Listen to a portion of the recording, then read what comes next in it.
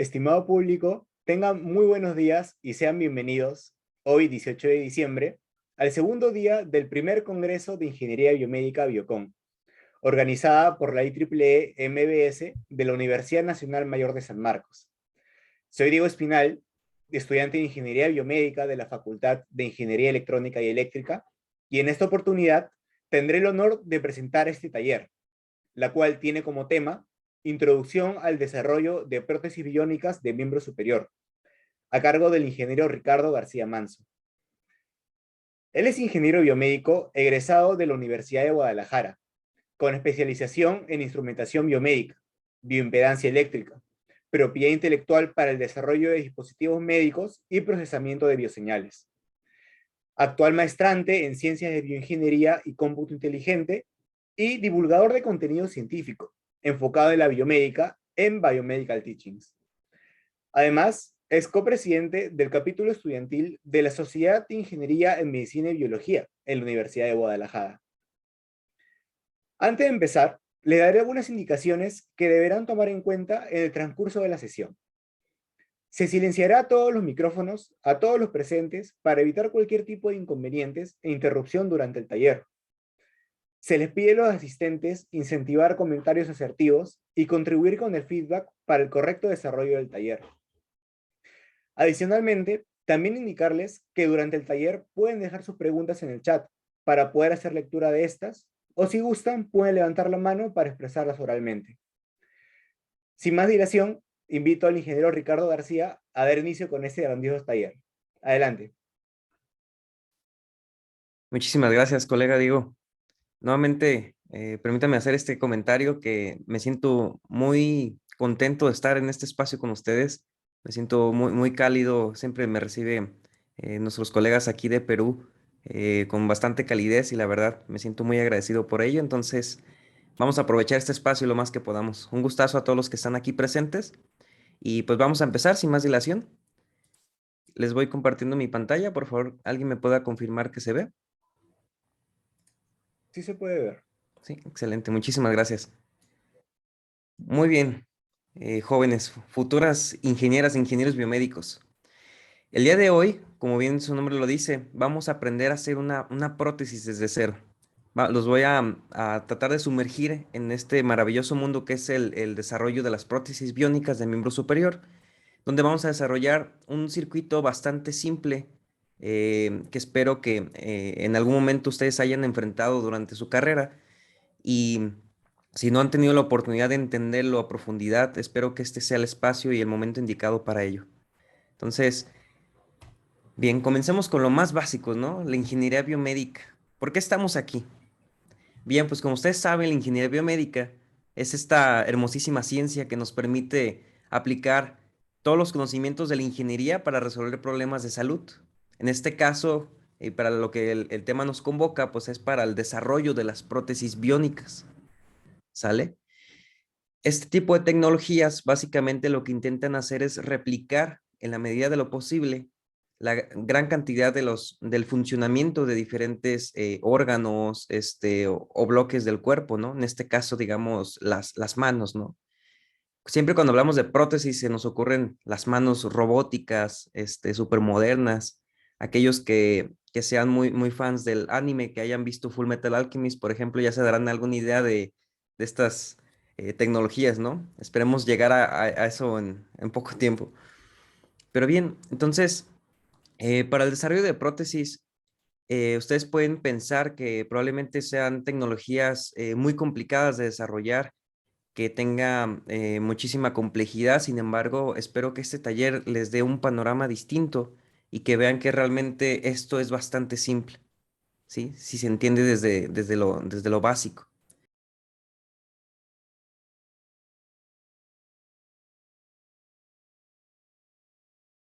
A ver, permítame. Ahí está. Entonces, para poder desarrollar tecnología, necesitamos comprender primero cómo funcionan esos órganos que queremos replicar. En este caso, todo lo que tenga que ver, ya sea con las manos, con las falanges, con básicamente todo el brazo, ¿no? Todo lo que esté de la mano hacia el hombro. Tenemos que conocer cómo funciona el movimiento dentro de nuestro cuerpo. Para ello hay que entender todo el mecanismo neuromuscular, todos estos órganos que se involucran para generar un simple movimiento, ya sea un saludo, algún gesto, algún símbolo, etcétera. ¿Sale? Entonces, si revisamos un poquito de neuroanatomía, podremos observar que todo se genera gracias al cerebro. El cerebro es el órgano responsable de la generación del movimiento, al menos de manera consciente. Podemos encontrar dos zonas principales, pero básicamente tienen mucha relación. Se le conoce como la corteza motora, que se divide en dos, tanto la primaria como secundaria. Ambas tienen la función de integrar ya sea información del exterior para poder pues generar diferentes tipos de movimientos, ¿no? Ya sea que tengan que ver con la caminata, con la marcha, o que tengan que ver con, por ejemplo, saludos, mímicas, etcétera, ¿no? Los movimientos que realizamos día a día. Entonces, básicamente el cerebro se encarga de dar la orden consciente de decir que algo se mueva, algún músculo se tense para que efectúe algún movimiento y podemos encontrar que toda esta información pues se desarrolla en este nivel superior, ¿no? Le decimos que es nivel superior porque el órgano del cerebro se encuentra pues en la parte más eh, arriba de todo este sistema, ¿sí? Recuerden que la forma en la que viaja la información dentro de nuestro cuerpo es a través del sistema nervioso, que es como si fueran los cables, la circuitería dentro de nuestro cuerpo, ¿sale? Entonces, en este nivel superior, no solamente trabaja la corteza motora, sino que también trabajan otro tipos de elementos dentro de este órgano, que son, por ejemplo, el cerebelo, los ganglios basales, que estos últimos son los que controlan la postura, hacen el movimiento consciente, voluntario, y el cerebelo simplemente ayuda a la coordinación de estos movimientos. Una vez que la información es procesada a este nivel superior, la información se desplaza hacia abajo, a lo que se le conoce como el nivel inferior, y este está compuesto por todo lo que tenga que ver con la médula espinal y toda su periferia. Entonces, aquí es interesante porque la información viaja a través de este conducto principal que es la médula y se propaga a las zonas específicas para generar movimientos eh, muy controlados, ¿no? Como dato curioso, no sé si ustedes lo sabían, pero en el nivel inferior también se puede procesar información y se pueden generar comandos automáticos, rítmicos del programa motor. ¿Qué quiere decir esto? Que dentro de la médula espinal tenemos unas secciones muy especializadas que se conocen como la central generadora de patrones o los CPG, que producen actividades rítmicas como por ejemplo la marcha, y que esto a veces es información que se produce de manera inconsciente.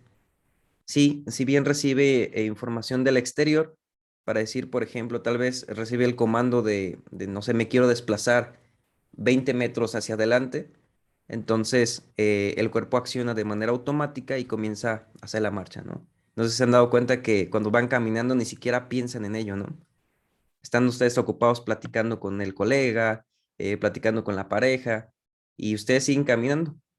Entonces ya su cuerpo tiene una actividad motora rítmica que se produce de manera inconsciente y ustedes simplemente se están desplazando, ¿no? Están generando movimiento de manera inconsciente. Entonces es bien interesante porque si ocurre cualquier perturbación de cualquier tipo, se encuentran con alguna roca, algún desnivel del suelo, pues puede generar que ustedes se tropiecen, que caigan al suelo, ¿no? Y esto no es porque sean distraídos, sino porque su cuerpo pues ya tiene establecido un patrón, ya sabe cuántos grados debe de flexionar tal músculo, cuáles debe de tensar, cuáles debes de flexionar, etcétera, ¿no? Para que ustedes puedan desplazarse. Entonces es bastante interesante. Y aparte de que el cuerpo pues a su vez se retroalimenta con la información del exterior a través de los sentidos, está regulando cómo debe de hacer ese proceso de movimiento. Y eso también sucede, por ejemplo, en este caso ahorita conmigo, cuando yo estoy exponiendo, estoy haciendo mímicas que probablemente sean inconscientes.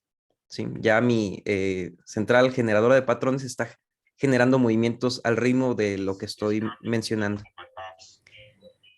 Bien, entonces, para entender un poquito mejor el mecanismo neuromuscular, está esta imagen que a mí me encanta bastante porque resume en 7 sencillos pasos todo lo que les acabo de comentar. Entonces, por ejemplo, si una persona quisiera mover el bíceps, ¿sí? Quisiera, decimos acá coloquialmente, acá en México, que quiere enseñar el conejo, ¿sí? Entonces se produce una orden consciente que dice, oye, bíceps, te ordeno que te contraigas. ¿sale? Esa información consciente se produce en la corteza motora. Y recuerden que, bueno, pues dentro del sistema nervioso existen unas células especializadas para comunicarse, ¿no? Para enviar información, que son las neuronas. Entonces, las que están en el nivel superior de este sistema que les acabo de comentar se les conoce entonces como motoneuronas superiores. La palabra moto viene de la palabra motora y neuronas pues son de las células que permiten comunicarse con los músculos, ¿sí? Desde un nivel superior, porque están en el cerebro. Entonces ya se produjo la orden consciente y después la motoneurona dice, bueno, pues entonces esa información la vamos a mandar a través de la médula, ¿sí? Entonces, el comando de las motoneuronas superiores va a descender por el tracto corticoespinal, que básicamente es el conducto de la médula espinal, y va a hacer sinapsis con neuronas motoras inferiores que están propiamente aquí en la médula espinal. Ustedes dirán, ¿a poco? Eso cuando estábamos pequeños era muy interesante, ¿no? Porque te enterabas que no solamente tenías neuronas en el cerebro, sino que tienes neuronas en muchísimas partes de tu cuerpo. Entonces, en esta parte de la médula espinal, pues se comunican con las que están en el cerebro, ¿sí? Y a su vez, estas que están en la médula espinal, si se fijan, hace una comunicación que se bifurca hacia los músculos. Entonces, ahora las motoneuronas inferiores van a hacer sinapsis, se van a comunicar con las fibras musculares que componen, pues, todos los músculos, ¿sale? O en este caso, pues, los del bíceps, son los que está la información consciente de querer efectuar algún tipo de movimiento, ¿sale? Entonces hacen sinapsis y aquí hacemos un zoom. Por ejemplo, de aquí podemos observar las dendritas que están conectadas con las fibras musculares que son como pequeños hilos de los que se componen todos los músculos. Y ahí se libera un neurotransmisor muy importante que espero no se les olvide, que es la acetilcolina. Entonces, lo que sucede, no sé si ustedes recuerden sus clases de electrofisiología, por ejemplo, todas las neuronas, todas las células, mejor dicho, si lo viéramos a manera de una gráfica, funcionan de la siguiente manera. Tienen un umbral de acción, ¿sí? Ustedes lo conocen como el potencial de acción o coloquialmente lo conocen como la ley de todo o nada, ¿sí? Entonces, la liberación de acetilcolina es como si tuviéramos nosotros un pulso, digamos, una variación de voltaje, veámoslo en términos electrónicos, ¿no? Entonces, nosotros tenemos un disparo la liberación de la acetilcolina produce este disparo de voltaje. Entonces, para que el músculo pueda efectuar el movimiento de contracción, necesita que esta información, esta de aquí, sea muchísimo más grande o por lo menos un poquito que el umbral. Entonces, si por ejemplo ese disparo lo superó un poquitito, eso va a generar que el músculo se contrae. ¿Por qué? Porque pues es la ley del todo o nada, ¿no? Si lo supera, adelante. Es como si fuera un condicional if, si lo vemos en términos de programación, ¿no? Entonces nuestro cuerpo es súper inteligente y entiende cuándo debe de accionar y cuándo no. Entonces con este tipo de comportamientos podemos también establecer cuándo existen ciertos tipos de patologías, que eso lo vamos a ver un poquito más adelante, ¿sale? En resumidas cuentas, la gráfica anterior se resume en esta figura. Se produce la información en la corteza motora, la información desciende por la médula, de la médula se comunica con los músculos y se efectúa el movimiento. Y a su vez se produce información que regresa a este punto, pero fíjense que esta información se cicla sin subir hasta esta parte de acá arriba, sino que regresa a través de la médula y esto es para generar una retroalimentación de la información que está sucediendo. ¿A qué me refiero con esto? Cuando ustedes hacen un movimiento muscular, el cuerpo entiende hasta dónde puede moverse y con cuánta fuerza puede realizarlo. Ustedes no pueden hacer más esfuerzo de eso porque tienen el aviso del dolor, ¿no? Por ejemplo, si ustedes quisieran hacer este movimiento, pero al revés, pues sería algo bastante doloroso, ¿no? Y su cuerpo les estaría enviando información de, oye, no puedes hacer eso. Van a comenzar a sentir molestia. Y toda esa información pues se cicla dentro de la médula espinal y hasta que sucede algo muy importante, algo que sea muy dañino, pues entonces ahora sí se hace consciente y el cuerpo es muy inteligente, ¿sale? Y bien, ¿esto por qué se los comento? Porque, bueno, dentro de toda la literatura que ustedes pueden encontrarse en estas cuestiones biomecánicas, eh, se van a encontrar este esquema y pues es la forma en la que el cuerpo puede generar movimiento dentro del cuerpo, ¿sí? Dentro de sí mismo. Entonces, hay un concepto también muy interesante que esto, en todas las pláticas que me ha tocado estar, siempre lo comento porque es muy interesante, ya que este concepto de las unidades motoras puede permitir el desarrollo de prótesis muchísimo más inteligentes en el sentido de que, por ejemplo, estas unidades motoras nos permiten regular la fuerza con la que nosotros vamos a efectuar cierto movimiento. ¿Y cómo funciona esto? Pues resulta que las motoneuronas que inervan ciertas fibras musculares, pues ya están establecidas desde que nacemos.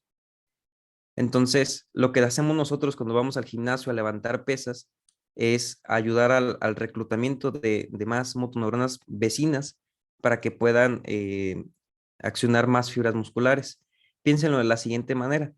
Imagínense que hay un peso excesivo en el piso, digamos un poste, ¿sí? Y hay una persona intentando tirar de una cuerda para tratar de levantarlo, ¿sale? Entonces hace muchísima fuerza, pero le es imposible levantar todo ese peso. Entonces, con el entrenamiento, en este caso, cuando ustedes van al gimnasio a levantar pesas, lo que están haciendo es como invitar a tus amigos, a los vecinos, a toda la gente que esté por ahí cerquita, para que te ayuden a jalar esa cuerda y puedas levantar ese peso excesivo, ¿sí? No es como que aparezcan más motoneuronas de la nada, ¿no? Sino que simplemente utiliza tu cuerpo, las que estén por ahí, ¿sí? Las que estén vecinas y tiene una comunicación muchísimo mejor para que puedan efectuar más movimiento. Entonces, ya con más motoneuronas reclutadas, pues entonces puedes tener más fuerza, ¿no? Entonces, aquí lo menciona esta fórmula, ¿no? La fuerza es igual a las unidades, al reclutamiento de las unidades motoras y a la tasa de disparo de las unidades motoras, ¿no? Pero quédense con esto, con el reclutamiento de las unidades motoras. Entonces, imagínense desarrollar prótesis que sean capaces de regular la fuerza con lo que van a agarrar algún objeto, ¿sí? Piensen en cualquier prótesis que hayan visto. Entonces, todas efectúan la misma fuerza para ya sea agarrar algún envase, agarrar algún vaso, agarrar algún libro, ¿sí? Siempre hace la misma fuerza, pero el cuerpo no funciona de esa manera, regula ese tipo de cosas, ¿sí? Entonces, estará interesante desarrollar prótesis que hagan uso de las unidades motoras. Sí, pues eso ya es parte de la chamba de ustedes, ¿no? Parte del trabajo. Bien, entonces, como les comentaba, es esta parte de las patologías. Recuerden pues que la información es lo que nos va a permitir, si lo pensamos como variaciones de voltaje, nos va a permitir pues accionar esta parte del todo o nada, ¿no? Si tenemos un disparo que es más grande que el umbral, entonces la información va a seguir su curso. Sin embargo, pues existe una patología muy grave. Ahorita les comento cuál es. Es- Veamos primero que nada los componentes de la neurona. Recuerden, pues, por ejemplo, tenemos aquí las dendritas, tenemos el soma, que es básicamente el cuerpo de la neurona, tenemos aquí el núcleo, y esta coleta gigante que tiene aquí la neurona se le conoce como axón. Y dentro del axón existen estas pequeñas cápsulas de una proteína que nosotros los conocemos como vainas de mielina, ¿sí? Y al final pues tiene las otras conexiones que son estas por acá. Entonces, estas capsulitas son muy importantes porque hagan de cuenta que la información, hay que entenderlo, la información viaja en un solo sentido, o sea, entra por las dendritas y sale por el axón. Eso siempre va a ser un hecho. Entonces, a medida que la información va viajando a través del cuerpo de la neurona, la información se va debilitando. Piénselo como si fuera esto, ¿no? Tenemos una señal con una amplitud bien definida y conforme va pasando el tiempo y la distancia que recorre a través de la neurona, la información va disminuyendo. Sin embargo, cuando ocurre un proceso normal de la distribución de esta información, cuando llega una señal disminuida a una vaina de mielina, lo que hace es funcionar como un amplificador, ¿sí? Como estos que vemos en los circuitos eléctricos.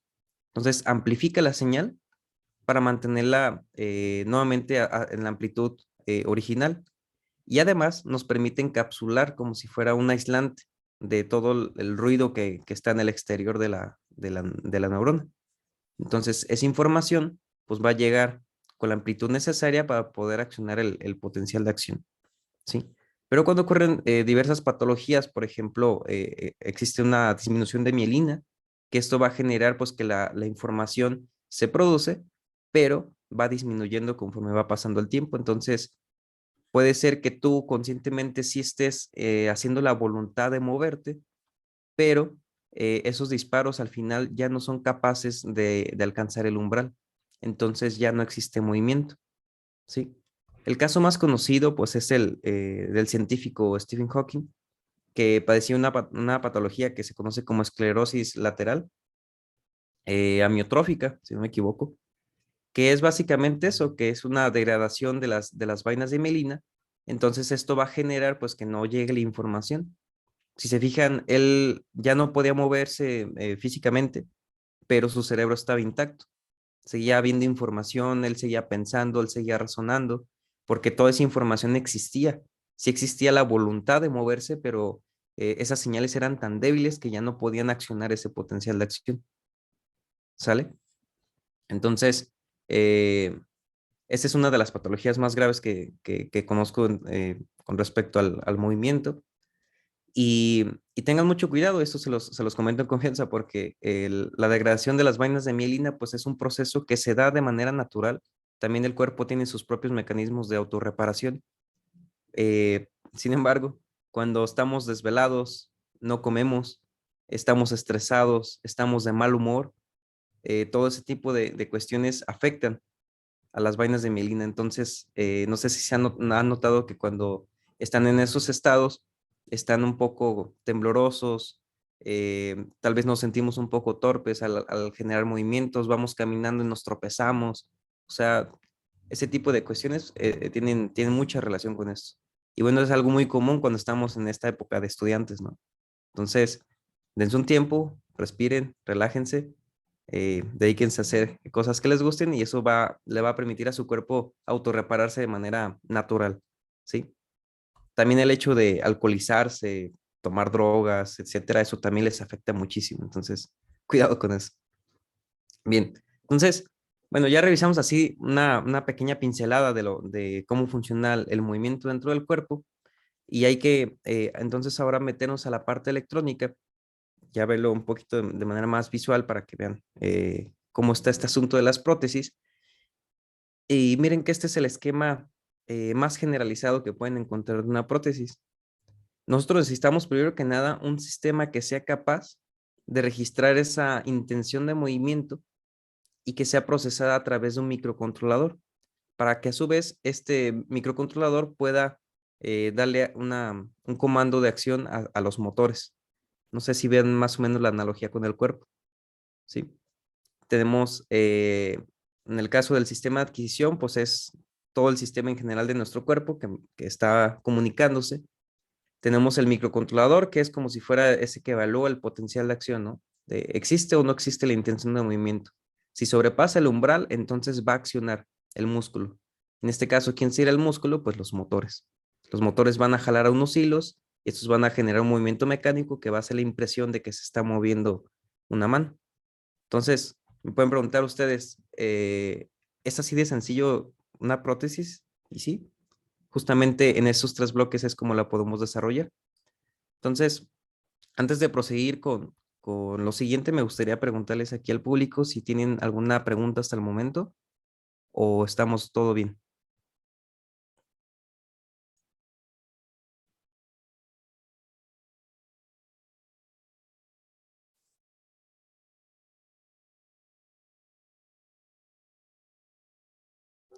Por aquí pregunta Nicolás Francisco, ¿qué clase en específico de motores se suele utilizar?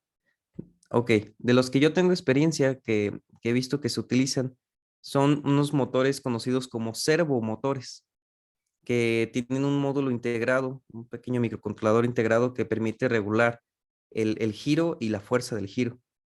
Em, de las marcas que conozco por ahí se me viene a la mente un modelo que se conoce como MG995, que es capaz de mover hasta, si no me equivoco, hasta 10 kilos, o bueno, estoy exagerando un poquito, ¿no? Entonces, Eso es uno de los modelos que yo recomendaría, por ejemplo, para hacer una prótesis para un proyecto escolar. O pueden utilizar uno que se llama SG90, que es uno súper chiquitito, que ese simplemente te permite mover popotes, por ejemplo. ¿Sí? Dejen por aquí se los escribo, MG995 y SG90. El MG995 tiene un armazón de color negro y el SG90 tiene un armazón de color azul. Espero ahorita en una oportunidad se los enseño. Pero esos son los que más se utilizan, ¿no? Porque son bastante cómodos de utilizar, son fáciles de programar y pues tienen muchas ventajas mecánicas en ese sentido. ¿Alguna otra pregunta?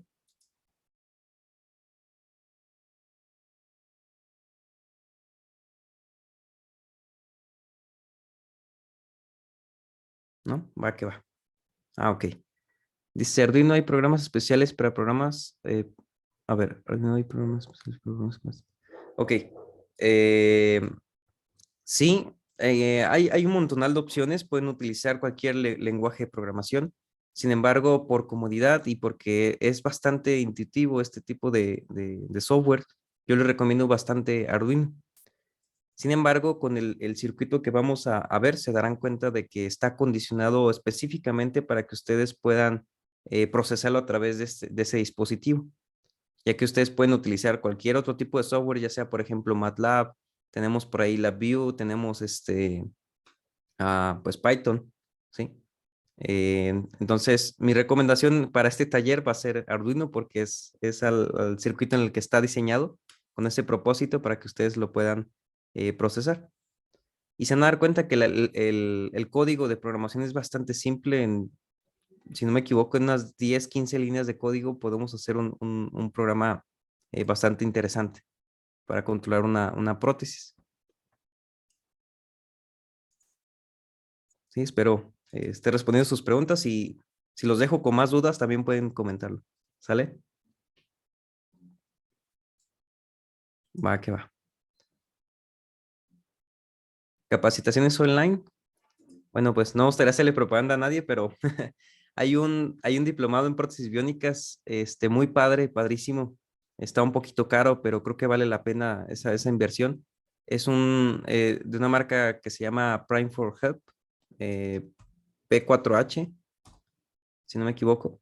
Se lo recomiendo bastante ahí, te muestra todo este tipo de cuestiones ya de una manera un poco más profunda, porque son un montonal de módulos. Entonces, se los recomiendo bastante, pero bueno, no quiero no es mi intención hacer propaganda, pero...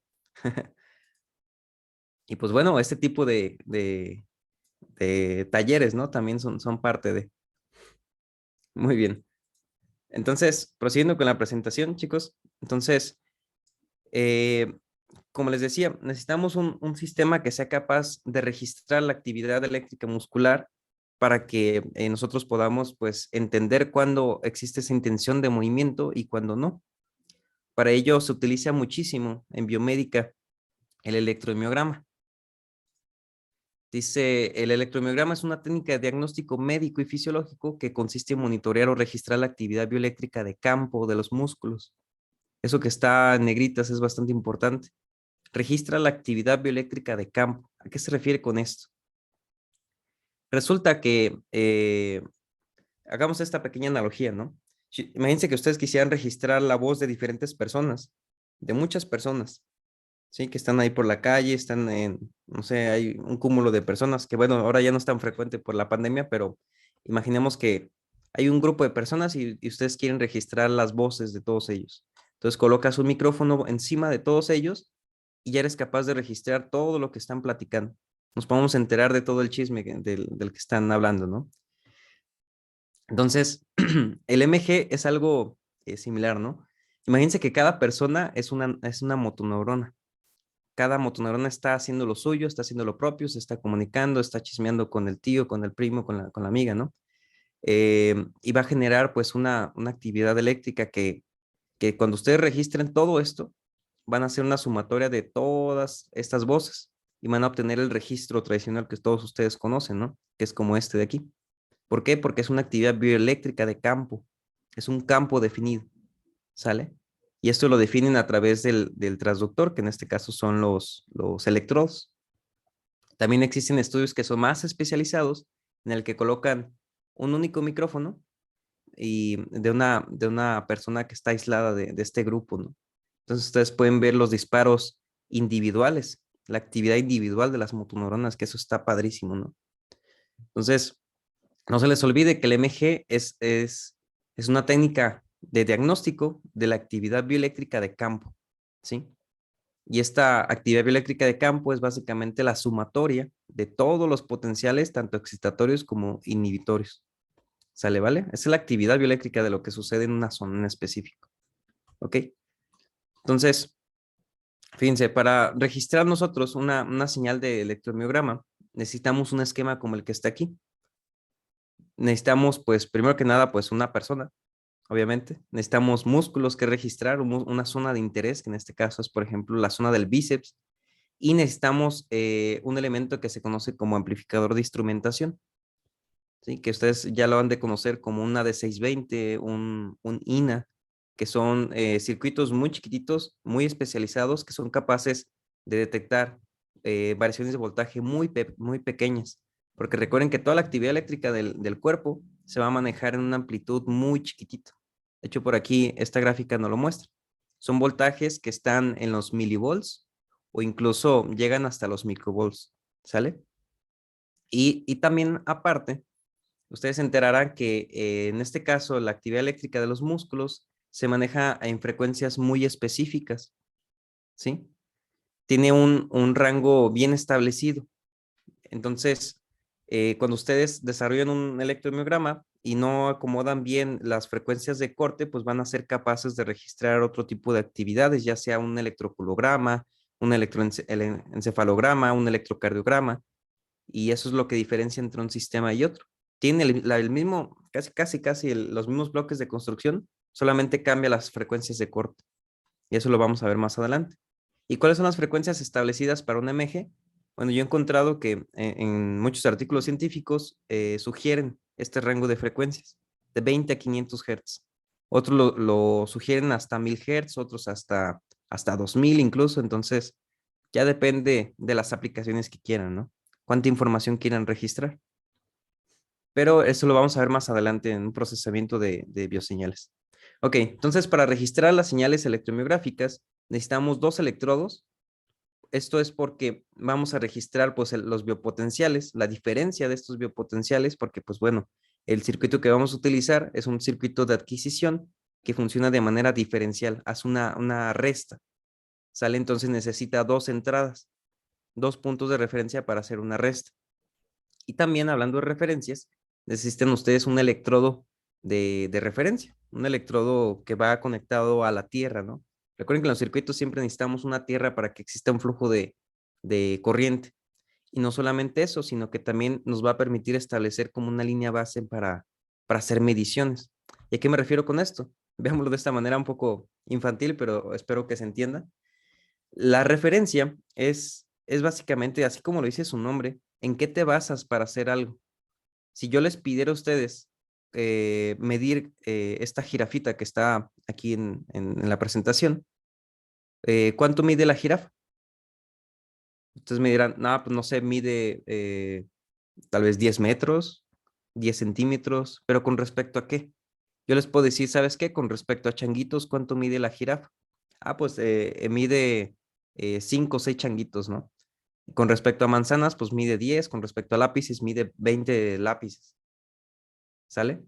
Entonces, cuando ustedes colocan un electrodo de referencia, están estableciendo la unidad de medida para la adquisición de esas señales, ¿no? Están poniendo la vara con la que van a medir a esa jirafa.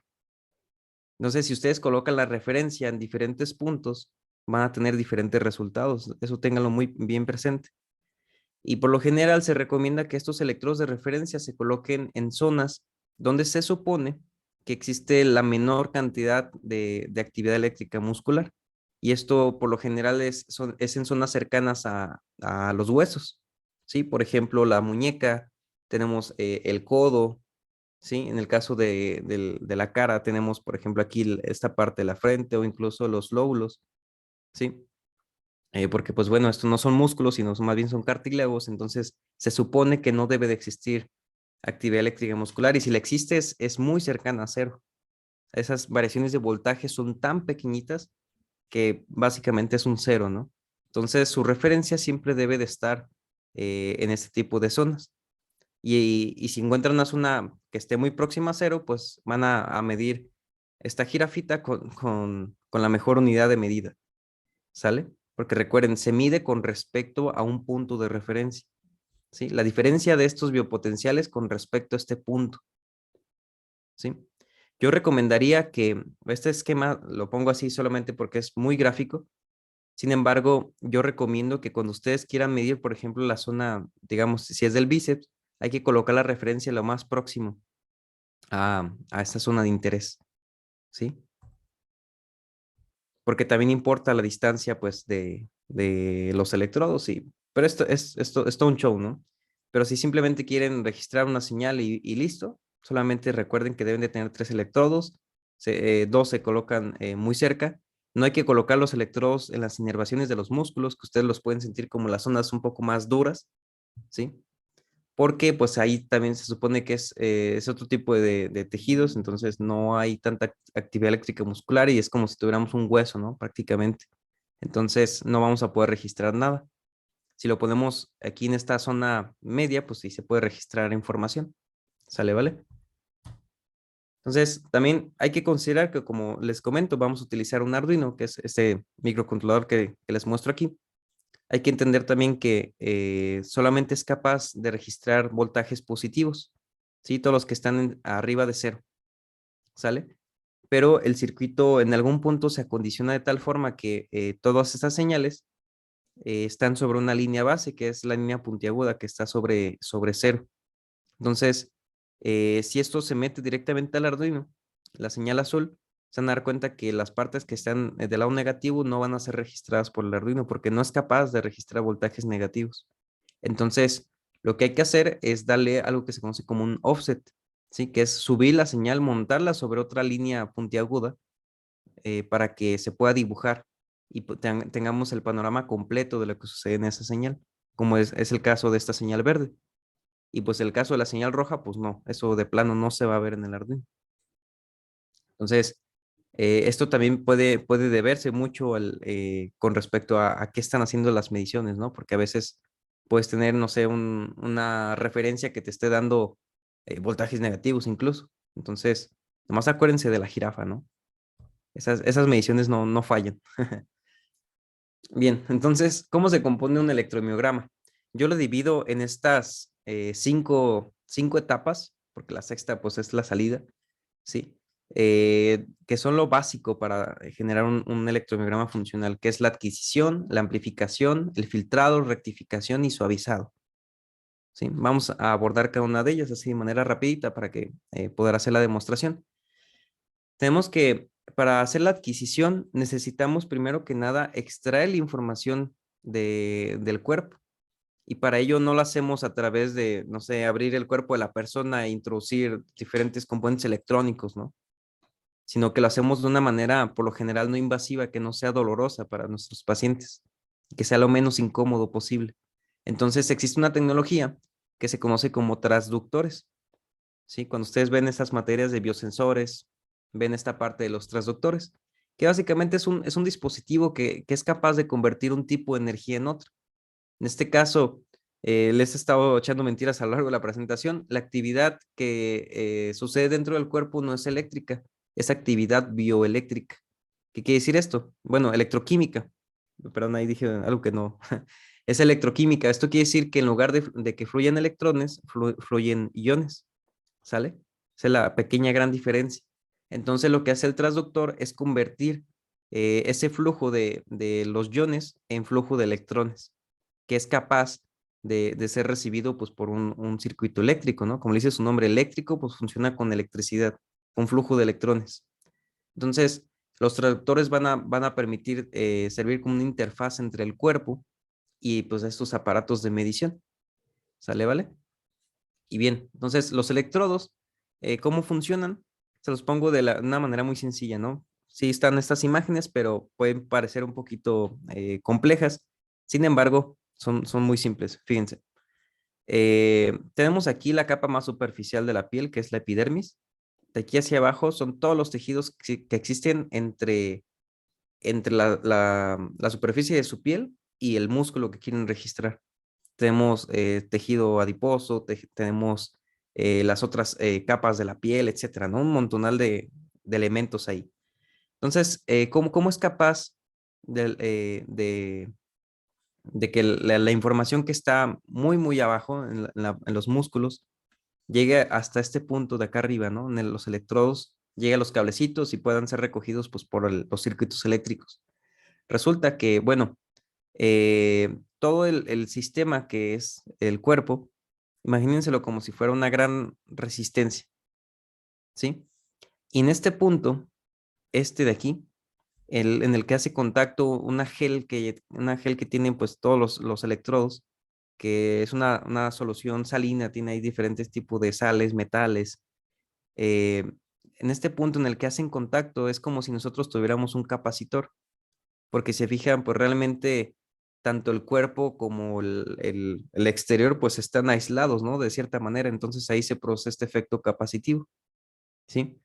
Entonces lo que sucede es que cuando fluye información, fluyen iones dentro de la parte de abajo bueno, dentro de nuestro cuerpo, van a ser interpretados por un flujo de electrones en la parte superior. Piénsenlo de la siguiente manera, para que no sea tan confuso.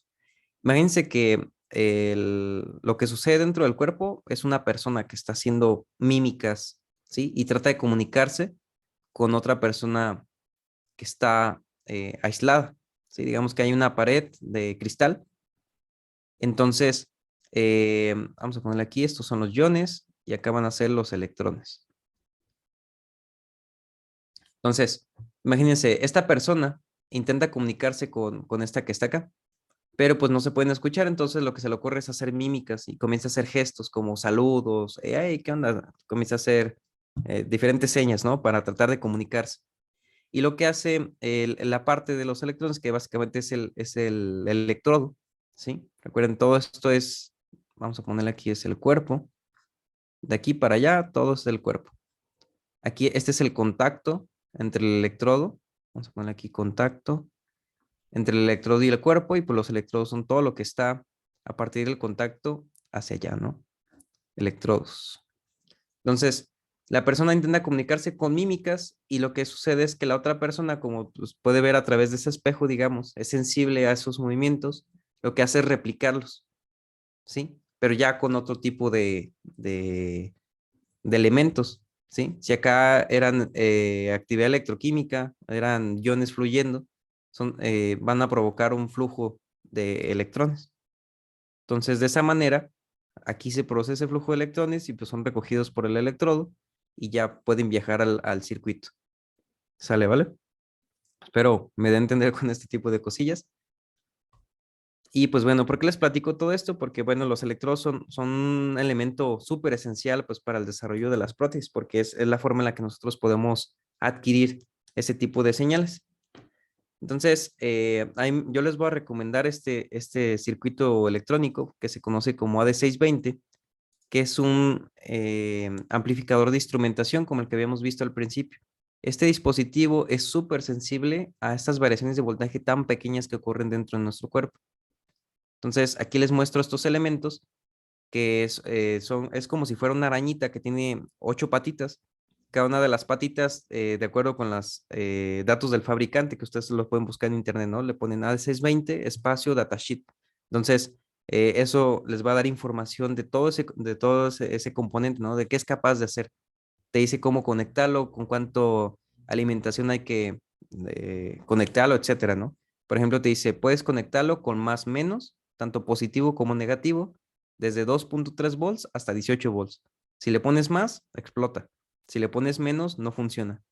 Y te puede dar un rango de ganancia de 1 hasta 10,000. ¿Pero qué es esto de la ganancia?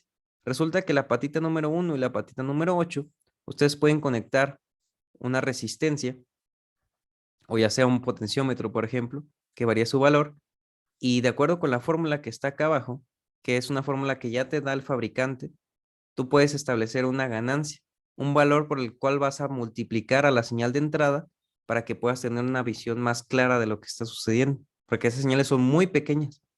Entonces, si las amplificamos, podemos entender un poquito más de lo que está sucediendo pues, en ese momento, ¿sí?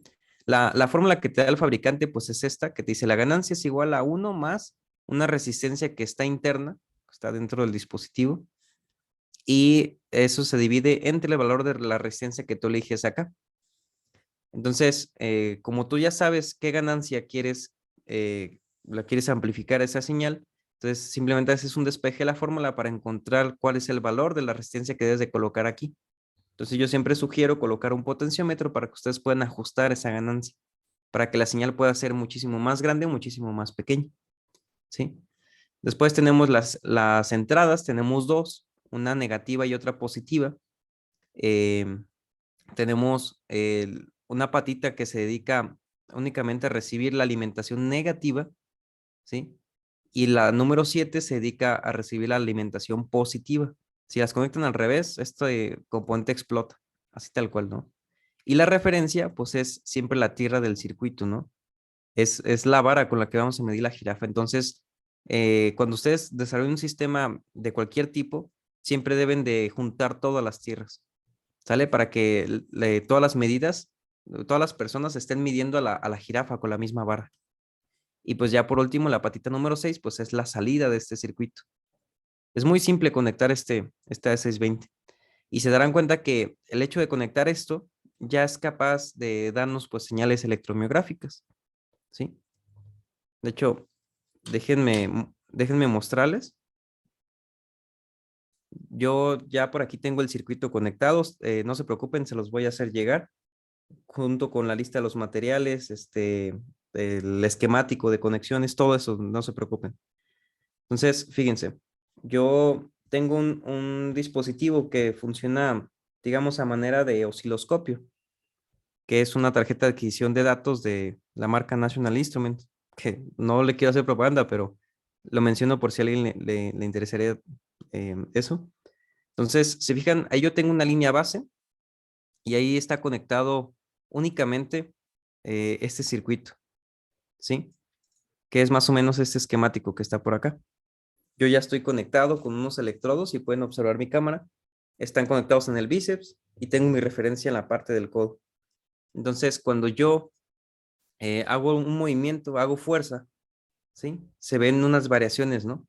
Fíjense, para darse cuenta de que esto no es actividad mecánica, lo que deben de hacer es mover el brazo, bueno, ayudarse con la otra mano y intentar mover el brazo para que vean que no existe, pues, alguna oscilación que pueda ser artefacto como esto, por ejemplo, ¿sí? Entonces, y la otra forma de comprobar que esto realmente es actividad de los músculos, lo que deben de hacer es, no sé, tal vez como fuerza sin tocar los electrodos, ¿no? Se fijan ahí es chiquita porque pues estamos apenas en etapa de adquisición. Ahí yo la amplifico por un valor que más adelante les platico, pero hace que la señal se vea todavía muy chiquita, ¿sale? Entonces yo hago fuerza y pues ahí ya podemos tener una señal electromiográfica. Entonces, este circuito funciona, ¿no? Pero eh, funciona desde esta primera etapa. Ya con esto ya podemos tener un electromiograma, ¿no? ¿Qué es la diferencia con un electromiograma que nos encontramos por internet? Pues que tienen diferentes etapas para acondicionar la señal. Recuerden que el proceso de acondicionamiento tiene que ver con el ajuste de la señal justamente, de qué tan bonita la queremos, ¿sí? Es una interpretación de lo que queremos de esa señal. Y pues bien, entonces, esa es la forma de conectar ese AD620. Les digo nuevamente, no se preocupen, les voy a compartir toda esta información. Y ahora vamos con lo que sigue, ¿no? Recuerden que en el MG les dije que tenemos varias etapas. La siguiente es una etapa de amplificación que se compone de un amplificador que se le conoce como amplificador activo, ¿sí? Que es como el que estaba aquí. ¿Por qué se le dice amplificador activo? Pues resulta que cuando ustedes utilicen este tipo de componentes, que son comparadores operacionales, y como le dice su nombre, pueden hacer operaciones matemáticas, en este caso la multiplicación. Eh, Cuando utilicen cualquier de ese tipo de componentes, pues se le va a conocer como activo. a lo que estén haciendo ahí, ¿no? Quieren amplificar, pues es un amplificador activo, ¿sale? Así de simple. ¿Y cuál es su función? Pues es la función de las vainas de mielina, ¿no? Tenemos una señal súper chiquita y tenemos un umbral demasiado alto. Entonces, ¿qué tenemos que hacer? Pues amplificar esa señal. Imagínense que es como una caja negra que amplifica la señal y simplemente pues la amplifica en amplitud, no modifica de otra forma a la señal. Sin embargo, hay que tener mucho cuidado cuando amplificamos las señales porque también amplificamos el ruido. No solamente amplificamos la señal que nos interesa, sino también amplificamos todo el paquete completo. Y bien, ¿cómo se desarrolla un amplificador operacional? Pues es muy sencillo. Colocan de esta forma em, estos comparadores que, bueno, no tienen esta forma realmente en el mundo físico, sino recuerden, son como pequeñas arañitas, ¿sí? Digamos, hay de muchos tipos, ¿no? Hay, por ejemplo, el LM324, tenemos el TL084, tenemos el UA741, por ejemplo. Básicamente, ustedes pueden utilizar cualquier componente que en su esquemático se represente como un triangulito, ¿sale? Es un triangulito que está interno, ¿sí? Tiene una entrada positiva, una entrada negativa y una salida, ¿no? Espero que esto le suene. Básicamente este es como este componente. Solamente que hay algunos que son, vienen como unas arañitas como de 14 patas, de patitas, y pues ahí tienes varios triangulitos, ¿no? Tienes hasta 4. Entonces, eso está chido porque pues te puedes ahorrar dinero. Ya no tienes que comprar 4 de estos chiquitos, sino que con uno solo ya tienes varias conexiones. Nada más hay que tener cuidado cómo las conectemos. Entonces, para amplificar una señal simplemente hay que conectar dos resistencias de diferentes valores con base en esta fórmula que nace del análisis de este circuito. Si recuerdan sus clases de circuitos eléctricos, haciendo un análisis de mallas, van a poder llegar con esta fórmula, ¿no? La salida está determinada pues, por el voltaje de entrada, que es este que viene de este lado. Acá es la salida. Vamos a ponerle VO de Vout. Está dado por el voltaje de entrada multiplicado por un valor de ganancia. Y la ganancia a su vez está definida por el valor de la resistencia 2 entre el valor de la resistencia 1. ¿Sí? ¿Quién es R2? Pues es esta que está aquí. ¿Quién es R1? Esta que está por acá. ¿Sale? Entonces, aquí consideraciones interesantes es que cuando utilicen este tipo de componentes, estos triangulitos, siempre van a necesitar hacer unas conexiones similares y ahorita se darán cuenta, porque la señal necesita eh, multiplicarse por lo menos por 2 para que pueda continuar. ¿A qué me refiero con esto? De que si ustedes eliminan, por ejemplo, R2, pues la fórmula quedaría 1 más 0 entre R1, ¿no? Que básicamente esto se convierte en 0 y 1 más 0 es 1. Entonces, la ganancia es 1 y la multiplicas por la señal de entrada, pues se supone que no debería haber existir ninguna modificación. Sin embargo, me he dado cuenta de que esto no funciona. Debes de tener por lo menos un valor eh, en diferente de 1, ¿no? Por ejemplo, 2. ¿Y cómo logramos esto? Pues poniendo el mismo valor de R2 que el de R1. ¿Sí? Por ejemplo, ponemos una resistencia de 1 kilo entre una resistencia de 1 kilo. ¿Sí? Y esto, 1 entre 1 te da 1 y 1 más 1 pues te da 2. Entonces, de esta forma, sí puede funcionar la siguiente etapa, porque a veces nos asustamos, estamos checando en el laboratorio y vemos que la señal ya no funciona y es justamente porque olvidamos recordar esta parte, ¿no? Que por lo menos la señal, la ganancia debe de ser diferente de 1 y diferente de 0 también. ¿Sale, vale? Eso es un tip que me costó 4 años de carrera de aprender. Pero bien. Entonces, si ustedes, por ejemplo, quisieran una ganancia de 10, pueden hacerlo de muchas maneras, ¿no? Pueden colocar un potenciómetro para ajustar valores de resistencia, pero lo más básico es decir, aquí es una de 10, entonces puedes agarrar una resistencia de, no sé, 100 kilo ohms y lo dividirías entre una resistencia de 1 kilo, por ejemplo. Kilo con kilo se va, 100 entre 1, pues es 100. Bueno, perdón, si queremos 10, ahí está. 0 con 0 se van.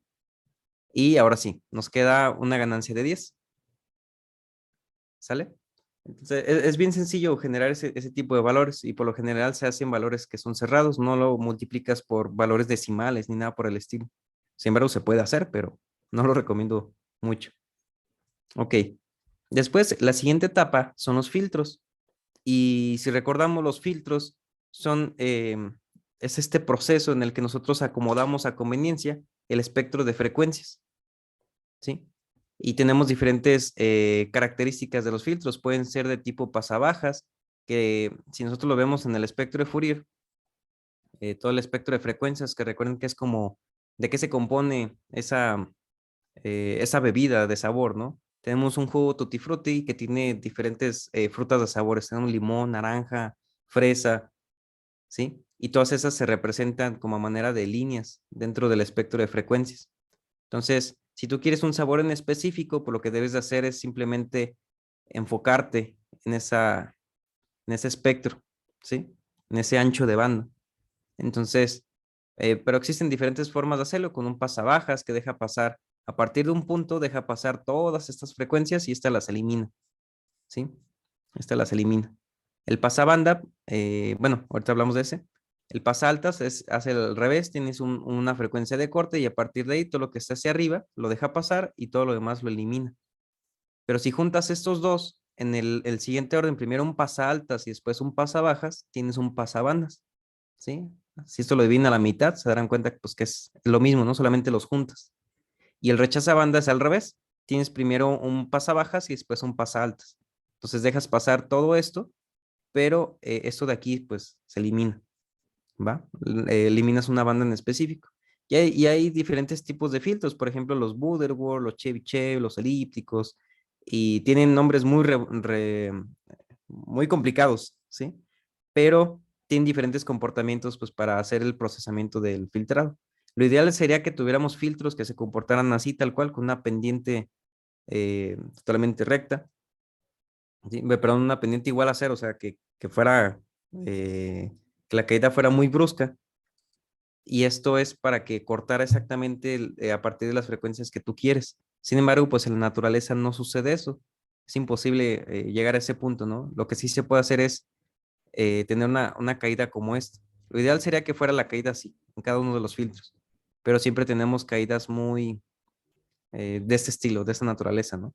Y esto de aquí, el tipo de caída que tanta inclinación tenga, se define por el orden de los filtros, ¿sí? Tenemos los filtros más básicos son los de orden uno que tienen ese comportamiento que es muy extensa la caída, y mientras más orden tengas, más la caída va a ser un poco más brusca. Entonces, lo ideal sería tener un orden infinito para que la caída fuera totalmente recta.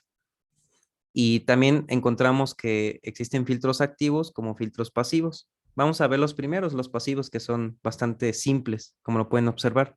Se componen únicamente de dos componentes, ya sea una resistencia y un capacitor, una resistencia y un inductor, ¿no? Pero a mí me gustan mucho los capacitores. Entonces, eh, ¿cómo podemos saber que esto es un pasabajas? Fíjense, espero que no se les olvide esto. Imagínense que tenemos una caja y dentro de la cajita tenemos encerrada una abeja, ¿sí? Y si yo les pregunto, ¿por dónde se sale la abeja? ¿Por la parte de arriba o por la parte de abajo? Entonces dirán, bueno, pues aquí en el capacitor hay un huequito, ¿no? Por donde puede caber la abeja, entonces se pasa por abajo. Quiere decir que este acomodo es un filtro pasabajas. En caso contrario, si la abejita sale por arriba, entonces esto se va a convertir en un filtro pasaltas. ¿Sale? Es una forma muy, muy simple de darte cuenta de qué elementos están dentro de un circuito, ¿no? Es un consejo que espero les ayude, que no se les olvide la abejita. Y va, por ejemplo, una diferencia entre los filtros pasivos y los activos es justamente lo que les decía, que tenemos este tipo de componente, ¿sale? Entonces, enfocémonos en este que está aquí arriba. Si primero tengo una resistencia, después un capacitor, una resistencia, después un capacitor, se fijan, esto se convierte en un pasabajas, ¿sí? Quiere decir que este filtro de aquí es un pasabajas. Ok, y la frecuencia de corte, a partir de donde tú quieres seleccionar qué frecuencias, está dada por una fórmula que la pueden encontrar en internet, que dice lo siguiente: frecuencia de corte es igual a 1 sobre 2pi, que describe el comportamiento de la señal, y lo vas a multiplicar por un valor de resistencia y un valor de capacitor.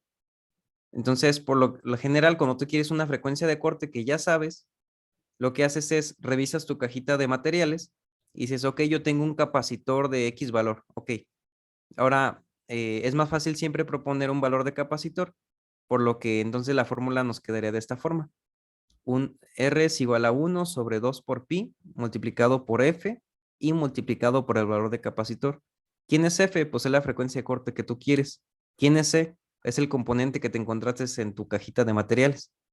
¿Sale? Entonces, al sustituir esto, tú ya tienes un valor de resistencia definido que lo puedes ajustar con un potenciómetro, puedes hacer ahí un arreglo más fácil que con un capacitor. Entonces, eso te va a determinar la frecuencia de corte. En este caso, si yo pongo un valor de resistencia aquí y un valor de capacitor acá, yo ya sabría cuál es la frecuencia de corte de este filtro. ¿Y qué sucede con esta otra resistencia? Ah, pues resulta que si eliminamos el capacitor, ignórenlo de momento, tenemos algo como esto.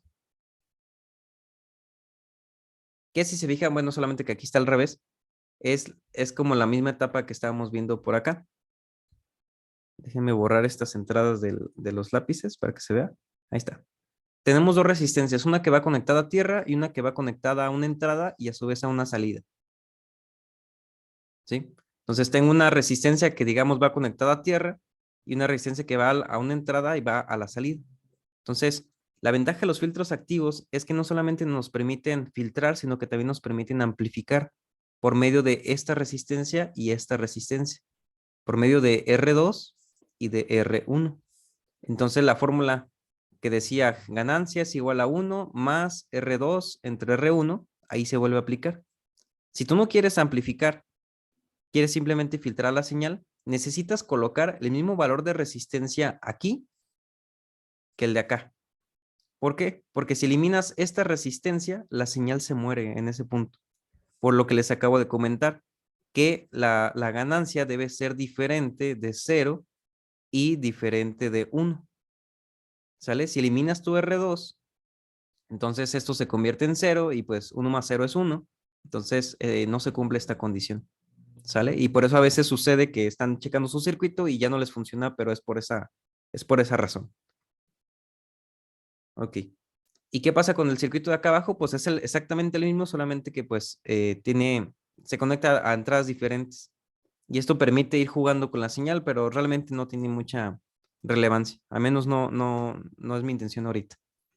Ok, ya tenemos entonces una señal de adquisición que como vieron es muy chiquita y después la amplificamos.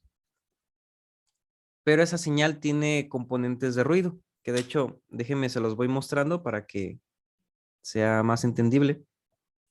Ahí se ve todo raro porque no estoy conectado, pero me vuelvo a conectar y se vuelve a estabilizar la señal, ¿no? Fíjense, esta es la primera etapa de adquisición donde está la D620, ¿sí? Yo hago fuerza, se ve, pero es una señal todavía pequeña. Entonces lo que yo hago es pasarle una etapa de amplificación y si se fijan ahí ya la señal es muchísimo más grande.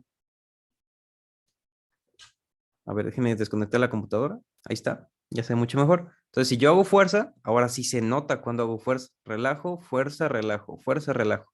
Sin embargo, chequen que cuando yo hago movimientos así, existe como un componente de baja frecuencia que hace que la señal como que serpentee, como si fuera una montaña rusa, ¿no? Sube y baja.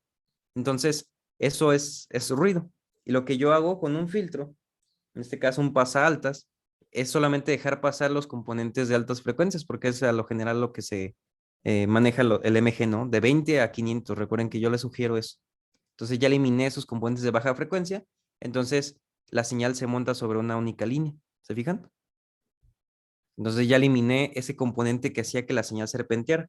Y ahí yo no amplifiqué la señal, simplemente puse dos resistencias del mismo valor para que se mantuviera en esa misma amplitud la señal. ¿Sale? Aquí regreso a la etapa de amplificación y chequen que la señal hace como oscilaciones, ¿no? Y eso son por cuestiones de artefactos. Entonces, para eso sirve el filtro. Eliminamos esos componentes que no te interesan. ¿Sale? Sin embargo, pues también pueden existir algunos otros, pero ya es más complicado. ¿Sale? Entonces, ok, creo que no sé si hasta el momento existe alguna pregunta. Con toda confianza me gustaría escucharlos antes de seguir con las siguientes etapas.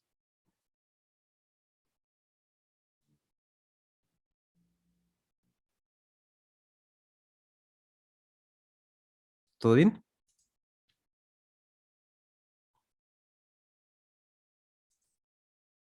Excelente. Muchas gracias, Nicolás. Muy bien, entonces prosigamos con la presentación. La siguiente etapa que sigue, chicos, es la etapa de rectificación, que es este esquemático que les muestro aquí. Y no se asusten, es bastante simple de entenderlo. Sí, les voy a compartir todos estos materiales, Isabel. Presentación, código, todo lo que están viendo ahorita se los voy a compartir. Entonces, les comento. Este circuito, como le dice su nombre, te va a permitir obtener, digamos en este caso, el valor absoluto de la señal MG, ¿sí? Tienes estos componentes que son variaciones que van arriba y abajo, pero después de esta etapa, toda la señal se va a convertir en variaciones positivas. ¿Les suena algo esto? Recordemos que el Arduino no es capaz de entender que existen voltajes negativos, por lo que necesitamos acondicionar esas señales para que todo se convierta positivo. Y más adelante les diré también otra aplicación de esta etapa de rectificación. Fíjense, es muy simple. Simplemente veámoslo por partes, ¿no? Primero enfóquense en esta parte de aquí. Tengo una resistencia que va a una entrada y también tengo otra resistencia que va a esa misma entrada y a su vez va conectada a la salida. ¿Le suena de algo esa etapa? Es como la etapa de amplificación, ¿no? Entonces, si no quieren amplificar, estos valores de resistencia deben de ser igual. ¿De qué valor? Del que ustedes quieran, pero que sea igual. De 10 kilos, de 1 kilo, de 20 kilos, lo que tengan disponible en su cajita de herramientas. ¿Sale? Y si lo vemos al revés, a ver, déjenme eliminar las entradas otra vez. Ahí está. Y si lo vemos al revés, pues tenemos exactamente la misma etapa. ¿Sale? Tengo una resistencia que va a una entrada y otra resistencia que va a esa misma entrada, pero a su vez a la salida. Entonces es exactamente lo mismo. ¿Pero por qué se tienen dos caminos? Pues resulta que tenemos, como les decía, tanto componentes positivos como componentes negativos en la señal de MG. Entonces, necesitamos hacer que la señal viaje de tal forma a través de unos diodos para que toda la información se pueda convertir en esos componentes que nos interesan, que en este caso sea que todos estén hacia arriba, básicamente. Entonces, cuando la información viaja por un lado, en este caso entra por la parte positiva de un diodo y sale por el negativo, solamente pasan esos componentes positivos, digamos, y cuando la información viaja al revés, que del negativo al positivo, pues entonces tenemos solamente los componentes negativos, ¿no? Y en un punto, yo supongo que es este punto de aquí, se suman esos variaciones de voltaje. Entonces ya con eso obtienes una señal rectificada, que es ese proceso de sacar el valor absoluto de la señal. Vaya, ¿sale? Entonces, no quiero profundizar más allá en este esquemático, solamente entiendan que ese es su funcionamiento principal. Si tiene dos diodos para dirigir justamente pues la dirección en la que tú quieras que la electricidad viaje. Y eso va a permitir pues que obtengas esos voltajes positivos o voltajes negativos, pero todos en un mismo sentido y los vas a agrupar en algún punto del circuito. Después lo que sigue, esta etapa que está por acá, es otra etapa de amplificación en caso de que la necesites. ¿Sale? Tenemos una resistencia que va conectada a una entrada y otra resistencia que a su vez va a esa misma entrada, pero también a la salida. Entonces, esto es una etapa de amplificación. ¿Sale? Si no quieren amplificar, nuevamente, coloquen el mismo valor en esta resistencia como en esta de acá. ¿Sale? Yo lo que hice en el circuito es poner un valor de 10 kilos en todos. ¿Por qué de 10 kilos? Porque eran las resistencias que más tenía en mi cajita de herramientas. ¿Sale? Entonces, todas estas R eran de 10 kilos. Y en el caso de los diodos, yo utilicé un diodo que se llama un UN4148. Pueden utilizar ustedes el que ustedes quieran, simplemente, siempre y cuando pues sea un diodo, obviamente. Sale que de eso no hay ningún tipo de diferencia. No va a afectar de otra forma a su circuito. Ok, entonces ya que rectificamos la señal, que tenemos algo como esto, ¿sí? Variaciones que van hacia arriba y hacia abajo. Si nosotros queremos controlar una prótesis, tenemos que establecer un umbral, ¿no? Recuerden lo del funcionamiento de las células, un potencial de acción, un umbral que vaya a generar el potencial de acción. Entonces, se darán cuenta que cuando sobrepasa estos valores, ¿sí? Digamos que es como que tenemos un 1, el comando de muévete, y cuando no, pues tenemos el comando de ceros. pero chequen que la señal rectificada tiene variaciones muy rápidas hacia arriba y hacia abajo que van a generarte, si lo vemos como una matriz, van a generar puros unos y ceros, pero inmediatos. Entonces, ¿qué es lo que va a suceder con la prótesis? La prótesis va a estar haciendo esto, ¿sí? Va a estar teniendo temblores, ¿no? Como si tuviera Parkinson. Entonces, lo que se debe de hacer es sacar la envolvente de esta señal. Y hay muchísimas formas de hacerlo, pero les voy a mostrar aquí una muy sencilla. Eso se puede hacer de manera digital a través de programación, que también es, ahorita lo vamos a ver, pero se puede hacer ya desde la parte analógica, que es la parte del circuito. Y recordemos un poquito de la teoría de las señales. Recuerden que todas las señales de cualquier tipo, ¿sí? Se componen de diferentes, de una suma infinita de señales, ¿no? Toda señal compleja es una suma infinita de todo tipo de señales. Véanlo como si fueran frutas de sabores, jugos de frutas. Tenemos una señal compleja que es una señal tutti frutti, que se compone a su vez de una señal de limón, tiene una señal de fresa, tiene una señal de manzana, ¿sale? Y la suma de todas estas, que bueno, deberán de ser infinitas, te van a dar esa señal que está acá arriba. ¿Sale, vale? Entonces, tú con esta premisa, tú entiendes que debes en algún momento tener señales que sean de baja frecuencia. Esas señales de baja frecuencia te van a describir el comportamiento general de esa señal, ¿sí? Te van a describir la envolvente de esa señal, ¿de acuerdo? Entonces, lo que hacemos es implementar un filtro pasabajas para hacer este proceso de suavizado, ¿no? Que básicamente es sacar la envolvente de esa señal. ¿Y cómo lo hacemos? Pues como les digo, primero tenemos acá una resistencia y después un capacitor, recuerden. Primero resistencia, después capacitor. ¿Por dónde sale la abejita? Pues por abajo. Entonces eso es un pasabajas, ¿sí? Y tenemos, como no queremos amplificar, pues colocamos otra resistencia de la misma forma, ¿sí? Nada más que en este caso puede pasar un poquito diferente, pero no es complicado. Y tiene el mismo valor, entonces no se va, no queremos amplificar la señal, simplemente queremos que se filtre y se acabó. ¿Sale? Entonces, este filtro pasabajas te va a permitir simplemente obtener la envolvente de la señal. Entonces, si esta señal la utilizas tú para controlar algo, te darás cuenta que esta sí funciona, sí entiende cuándo realmente existe la intención de movimiento y cuándo no. ¿Sale? Vamos a verlo de manera más gráfica, ¿no? Entonces, fíjense, pues ahí está la etapa de filtrado, yo hago fuerza y pues se ve la señal muy bonita y todo, ¿no? Paso a la etapa de rectificado y chequen que ahora todos los componentes negativos se fueron al positivo, ¿sale? Ya tengo la descripción de la señal solamente en valores absolutos, ¿no? Todo lo negativo se convirtió en positivo, pues. Entonces, esta señal no me va a permitir controlar una prótesis porque la señal va a estar, la prótesis va a estar vibrando, ¿no? Porque siempre voy a pasar el umbral y luego inmediatamente después no y después sí. Entonces es todo un relajo. Entonces lo que hago yo es hacer el filtro pasabajas que les mostré ahí. Y si se fijan, perdón, es este de acá. Si se fijan, ahí yo ya tengo ya la descripción general de la señal. Déjenme aumentar el rango de voltaje para que sea mejor. Ahí está. Sí, cuando yo hago fuerza, pues se escribe una señal que esta sí nos permite controlar la prótesis. Yo establezco el umbral, digamos, no sé, en 2 volts, que está por acá. Entonces, cuando yo sobrepase el umbral, va a suceder algo. Se puede prender un foco, pueden controlar una bocinita, pueden controlar lo que quieran. ¿Sí? Puede decir simplemente, si lo sobrepasa, se va a mover un servomotor, va a girar, y a su vez ese giro va a jalar unos alambres, unos cables, que van a hacer el movimiento mecánico de la prótesis. ¿Sí? Y así de simple. Entonces, es por eso que se hace este suavizado. Y se fijan, esta señal, pues tiene variaciones que van desde 0 hasta 5 volts, más o menos. Sí alcanza muchísimo más, pero ya tienes que hacer mucho, mucho esfuerzo. Entonces, el esquemático que les voy a compartir ya está condicionado para que la señal les salga de esta manera. Nada más que hay muchas cosas que hay que considerar. Por ejemplo, si yo conecto mi computadora, chequen que la señal se fue un poquito más hacia arriba y ya se ve como un poquito más gruesa y esto es porque se le suma ruido.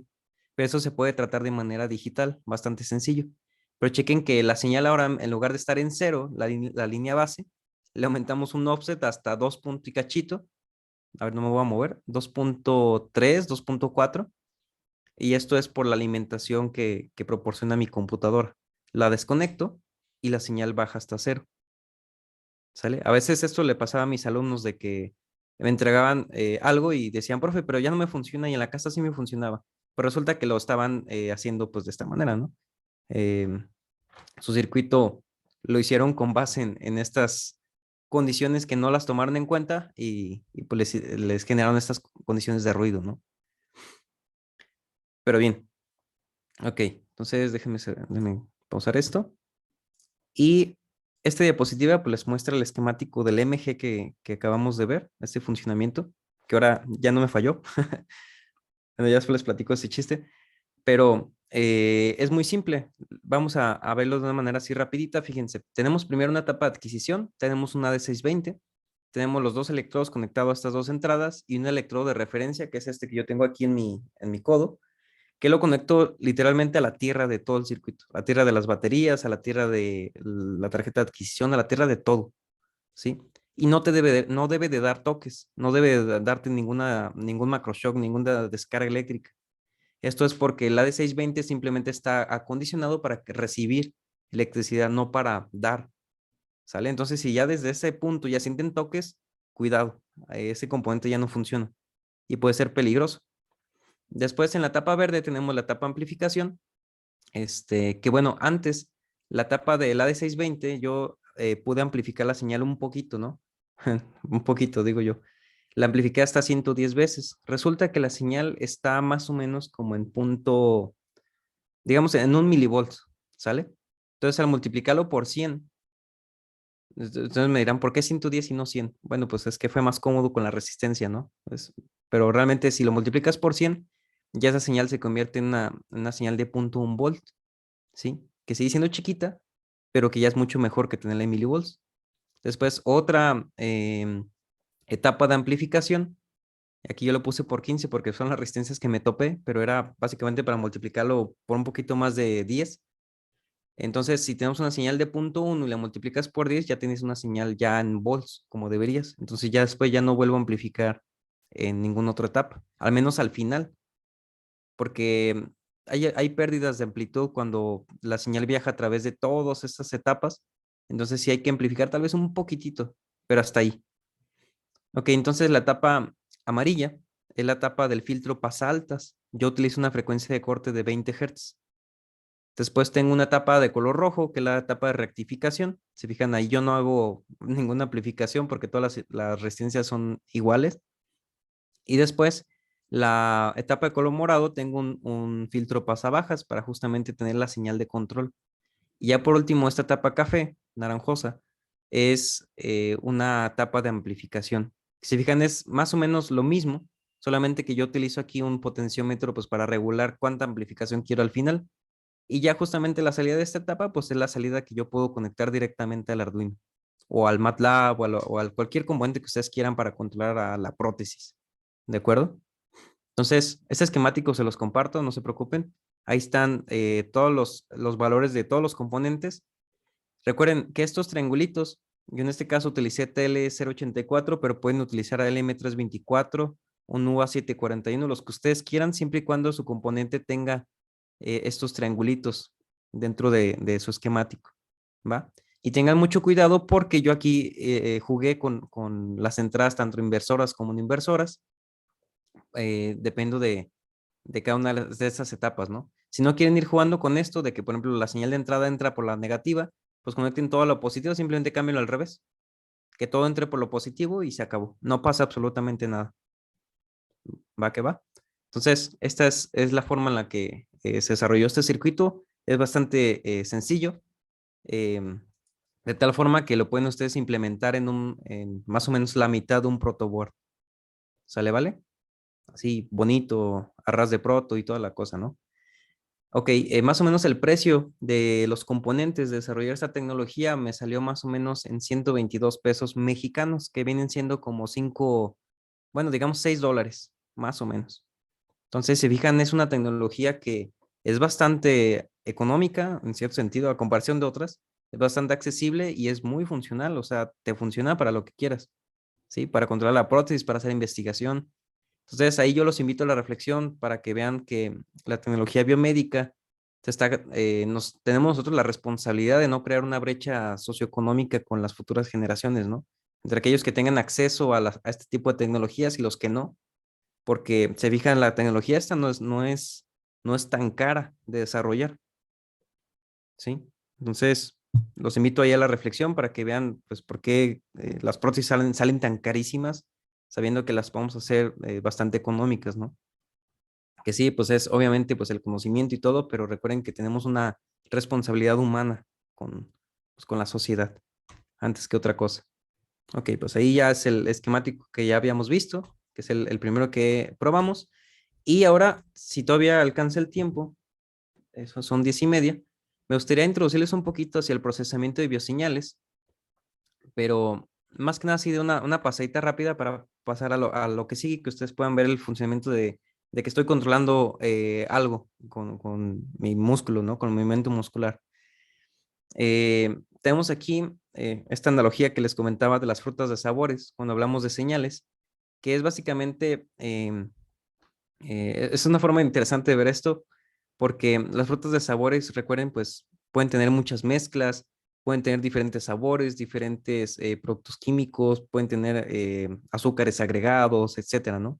Sin embargo, hay que considerar que pues todas las frutas mantienen su esencia, a pesar de que algunos ya tienen procesos industrializados, ¿no? Como el jugo de naranja, ¿sí? Los que venden cajita o los que tú exprimes en las mañanas con las naranjas de tu árbol, este, saben más o menos similares, ¿no? Entiendes que ese sabor es de naranja. ¿Y a qué voy con esto? Resulta que cuando nosotros registramos señales, nosotros esperamos, por ejemplo, una señal como esta, pero por lo general nos dan señales como estas que están aquí abajo. Y sucede que existen componentes que se le conocen como ruido. Y el ruido es información que altera la medición o simplemente es información que no te interesa. Aquí les platico una pequeña experiencia. Yo en la licenciatura hice un electromiograma, bueno, perdón, un electrocolograma que era capaz de registrar los latidos del corazón. O sea, desde acá, desde los ojos, ya registramos la actividad del corazón. Y dices, bueno, la actividad del corazón es importante, ¿no? Sí, pero no para la aplicación que queríamos en ese momento. Entonces, esa información del corazón se convierte en ruido. Es información que te estorba para lo que tú quieres registrar, ¿sale? Y este ruido va a poder variar desde una cucharadita de azúcar, ¿sí? Hasta que esto sea una mezcla totalmente tutti frutti, donde se sepa la bola qué sabor será cuál, ¿no? Por ejemplo, tenemos una señal perfecta que es un SG simulado. Y después, si le agregamos ruido, se comportaría de esta manera, como la que está aquí de color azul. Es un SG de ruido que es lo más próximo a la realidad. Pero si fijan, es un ruido que no le afecta tanto, todavía podemos alcanzar a percibir los latidos del corazón. Sin embargo, también podemos encontrar señales que sean como esta de color rojo, que ahí es una mezcla tutti frutti de sepa cuántas señales, ¿no? Ahí hay muchísimo ruido. Entonces, al principio les comentaba que tuviéramos cuidado con las etapas de adquisición, perdón, con las etapas de amplificación, porque cuando tú amplificas una señal, no solamente amplificas la información que te importa, sino también la información estorbosa, el ruido. Entonces, si amplificas mucho, el ruido puede convertirse en un factor que sea muchísimo más grande que la propia señal que quieres analizar. Entonces la señal se pierde totalmente, como esta señal roja que está aquí abajo, porque ahí ya no se pueden distinguir los latidos del corazón, ¿sale? Y aquí simplemente es un dato que no espero no se les olvide, que pregunta de examen. Hay diferentes tipos de ruido. El ruido puede provenir incluso hasta del hecho de que estés parado enfrente del circuito, eso le genera ruido. El hecho de que esté debajo del sol, por ejemplo. Pero hay ruidos muy particulares que provienen de la propia fuente. ¿Qué me refiero con esto? Por ejemplo, cuando tú quieres un jugo de naranja y exprimes la naranja, te das cuenta que existe semillas, ¿no? Existe la pulpa que a muchas personas no les gusta. Existe estas cuestiones como que qué tan dulce, qué tan amargosa es la naranja. Pero son cuestiones que vienen de la propia naranja. En el caso de las señales existe ruido que proviene precisamente de la misma fuente. En este caso se le conocen como artefactos, ¿sale? Los artefactos son ruido que proviene de la propia fuente, ¿sí? Del cuerpo. Por ejemplo, estás registrando un electromiograma y de repente te salen los latidos del corazón. Eso es un artefacto. Estás registrando un electrocardiograma y de repente salen la respiración. Eso es un artefacto. O que si el paciente movió los electrodos, o que si le están registrando las señales del cerebro y de repente salen los parpadeos, todo ese tipo de cuestiones que vengan de la propia persona son artefactos, ¿sí?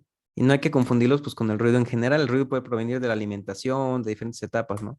Por ejemplo, una vez alguien me preguntó, oye, ¿y por qué en este circuito de MG no colocas un filtro notch, un rechazabanda de 60 Hz? Porque recuerden que bueno, al menos acá en México, las líneas de alimentación, donde tengo conectada mi computadora, por ejemplo, tiene una frecuencia de 60 Hz, ¿sí? Y eso se mezcla con las señales y pues produce ruido. Sin embargo, cuando estoy desconectado, esa señal desaparece, que era lo que estábamos viendo por acá, ¿sí? Yo desconecto la señal y la señal se vuelve un poquito más delgadita, ¿sale? Y eso, quiere decir que pues no necesitamos un rechazabanda para esta aplicación. ¿Por qué? Porque estamos alimentando con corriente directa y pues bueno, la corriente directa no oscila en 60 Hz, ¿saben? Entonces es intrascendente. Sin embargo, ya cuando te conectas a una computadora, a un equipo que está directamente a la alimentación, pues ahí ya cambia la cosa. ¿Sale? Por ejemplo, ahí ya tengo un ruido de 60 Hz. Y se ve, y es bien apreciable porque la señal se vuelve un poquito más gruesa. ¿Sí? De estar totalmente delgadita, se vuelve muy, muy, muy gruesa la señal. Entonces, ese es un ruido de 60 Hz. Y pues bueno, esa es la razón, ¿no? Por la que no pongo un filtro notch. Pero bien, hay técnicas matemáticas bien interesantes para hacer análisis de las señales. En este caso es la transformada de Fourier, por ejemplo, que es la técnica más sonada. Sin embargo, no es la única y no la más eficiente, pero es la primera que utilizamos, ¿no? La transformada de Fourier básicamente te va a permitir descomponer una señal que está en el tiempo y la va a convertir al dominio de las frecuencias. ¿Y eso de qué te sirve? Te va a permitir observar de qué se compone y con cuánta cantidad. Imagínense, tenemos un jugo de betabel con zanahoria, pero ya ven que agarra un colorcito interesante. Y, y pues al principio si te la tomas, a lo mejor no sabes de qué está hecho. Y resulta que cuando le aplicas Fourier tienes, por ejemplo, que tienes betabel, tienes zanahoria, pero también tienes un poquito de naranja. Entonces Fourier te ayuda a identificar todos esos componentes, ¿sí? Em, sea una señal, por ejemplo, un capuchino, te va a decir, ah, mira, tiene tanto de leche, tiene tanto de azúcar, tiene tanto de esto, ¿sale? Sin embargo, las deficiencias de esta técnica es que no te dice en qué momento la persona mezcló esa cantidad de azúcar, ¿saben? Si lo vemos como instrumentos musicales, la transformada de Fourier te permitiría identificar cuáles notas se tocaron durante una canción, do, re, mi, fa, sol, la, si, pero no te dice en qué momento se fueron tocando. Y existen otro tipo de técnicas, como por ejemplo las transformadas wavelet, existe la transformada corta de Fourier, que ahí sí te permiten identificar, primero se tocó la tecla do, y después la nota re, y después si, y después la. Sí, tienes una identificación en el tiempo de esas frecuencias. Pero pues Fourier basta para identificar si por lo menos existe una mosca dentro del jugo, ¿sale? Porque es bien evidente cuando existe un ruido así gacho. Por ejemplo, tengo este registro de electrocardiograma de 30 segundos y se fijan, tengo dos tipos de ruido. El primero es esta montaña rusa en la que está montada. Sube y baja esta señal. Alcanzo a percibir los picos, los latidos del corazón, pero esta señal gruesa, cuando yo la aplico transformada de Fourier, resulta que tengo una mosca parada sobre la bebida, ¿no? Y fíjense que en el eje de las frecuencias apunta exactamente en 60. Entonces es un ruido súper altísimo, ¿no? Ahí la altura va a determinar pues qué tanto hay de ruido en ese sentido, ¿sí? Qué tanto hay de la señal dentro de esa mezcla. Entonces, la transformada de Fourier nos va a permitir utilizar un filtro de cocina, un colador, como los conocemos acá en México, eh, que nos va a permitir pues obtener una señal limpia de esa señal, ¿sí? Una representación más limpia de la señal, mejor dicho. ¿Sí? Eliminamos esto, seleccionamos un filtro que nos corte, digamos, hasta 30 o hasta 20, ¿sí? Y eliminamos esto, ¿no? Esos componentes de frecuencia. Bien, entonces voy a pasar así rapidito a esta parte de MATLAB. Es un código que les voy a compartir. Aquí lo que hago es simplemente una adquisición de 5 segundos de, de pues, la señal que tengo aquí conectada. Déjenme comentar esto. Se los platico así rapidito. Esta primera sección del código lo que hace es configurar al MATLAB para que sea capaz de reconocer la tarjeta de adquisición que estoy utilizando, que no es un Arduino, sino que es otra, la que estamos utilizando aquí para ver esta a manera de osciloscopio, ¿no? Entonces, lo que hago primero pues es cargarlo para que se cree una sesión del dispositivo, sepa qué canal voy a registrar, etcétera, ¿no? Tenga ya todo configurado. Y una vez que cargó, lo comento y todo lo demás lo descomento. Y ahorita les platico qué es lo que hace todo este código. Si no saben programar en MATLAB, no se preocupen. Espero en otra oportunidad tener el espacio para poder darles una introducción a este software que es maravilloso. Pues fíjense, aquí va a ser un registro de 5 segundos. Voy a hacer 3 contracciones musculares. 1, 2, 3. Y ahorita va a cargar. Se van a ver las gráficas. Espero que salgan bonitas. Ahí está.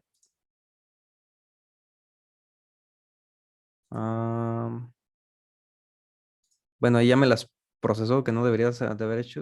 Ok, ya. Es que la tengo conectada en la última etapa, que es la señal de control. Sin embargo, yo la voy a conectar en la etapa de filtrado, el primer filtro. Esto para que tengamos una señal, pues, base, ¿no? Y lo que hace este programa es básicamente replicar de manera virtual todo el programa del MG. Se fijan, aquí hice 3 contracciones, 1, 2, 3. Y lo que después hago es un análisis de Fourier. Se fijan, tengo un super picote aquí, que si yo le pico para ver la información me dice que en el eje de las X, que son las frecuencias, tengo una señal de 60 Hz, que es básicamente la alimentación que yo tengo por aquí en mi computadora. Entonces después aplico un filtro para rechazar esa banda. Se fijan, ese picote ya desapareció, pero siguen apareciendo esos armónicos. Los armónicos es el mismo valor, pero multiplicado, ¿sí? Por ejemplo, 60 por 2, 120. Y luego 120 perdón, 60 por 3, 180. Y bueno, por aquí debería haber un piquito. Pero bueno, va desapareciendo conforme va avanzando la frecuencia, ¿no? Entonces yo lo que hago es rechazar y eso ya me permite obtener una señal un poquito más limpia, ¿sí? Que sería básicamente esta de acá. En comparación con la primera, pues fíjense que sí existen diferencias, ¿no? Por ejemplo, este grosor ya se eliminó gracias a ese rechazabanda que le implementé ahí de manera digital, ¿sí? Y pues bueno, lo que después hago, lo que hacemos en el circuito, tenemos ya la señal amplificada y después sacamos el valor absoluto, así tal cual, abs. Aquí MATLAB también tiene una función súper sencilla que es absoluto y eso convierte todos los componentes negativos, los convierte en positivos y tenemos esta interpretación. Sin embargo, como les digo, esto no es capaz de controlar una prótesis porque son variaciones muy rápidas.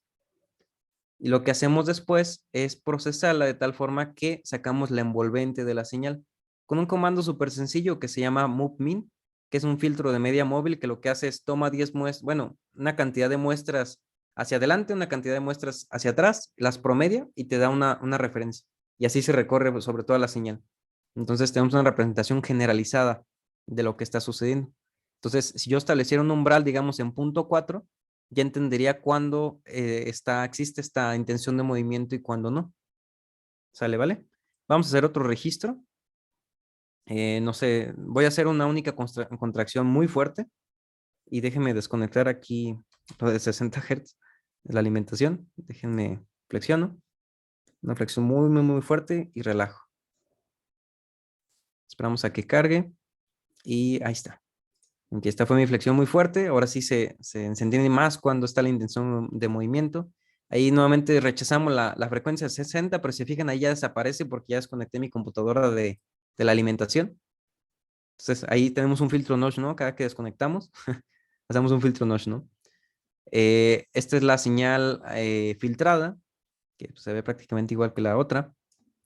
Sacamos el valor absoluto y al final pues, la señal de control es muy evidente, ¿no? ¿Cuándo vamos a poder hacer el control de esa señal? Entonces, se fijan, lo podemos hacer de muchas maneras. Este MG, como les digo, desde la primera etapa ya es funcional. Si le damos mucha ganancia, ya podemos hacer una adquisición de registros como estos. Sin embargo, a mí me gusta condicionarlo un poquito en la parte analógica y ya después la procesamos todo lo que quieran a través de MATLAB, ¿no? Que es el software que yo utilizo. Entonces, les comparto este código, ya está comentado, por si quieren echarle un ojito. Ahorita por cuestiones del tiempo no nos va a dar chance de explicar todo esto, pero lo único que hace es replicar lo que hicimos de manera física, acá de manera virtual. Entonces, bien, ahora lo que sigue sería, pues, tratar de controlar algo, ¿no?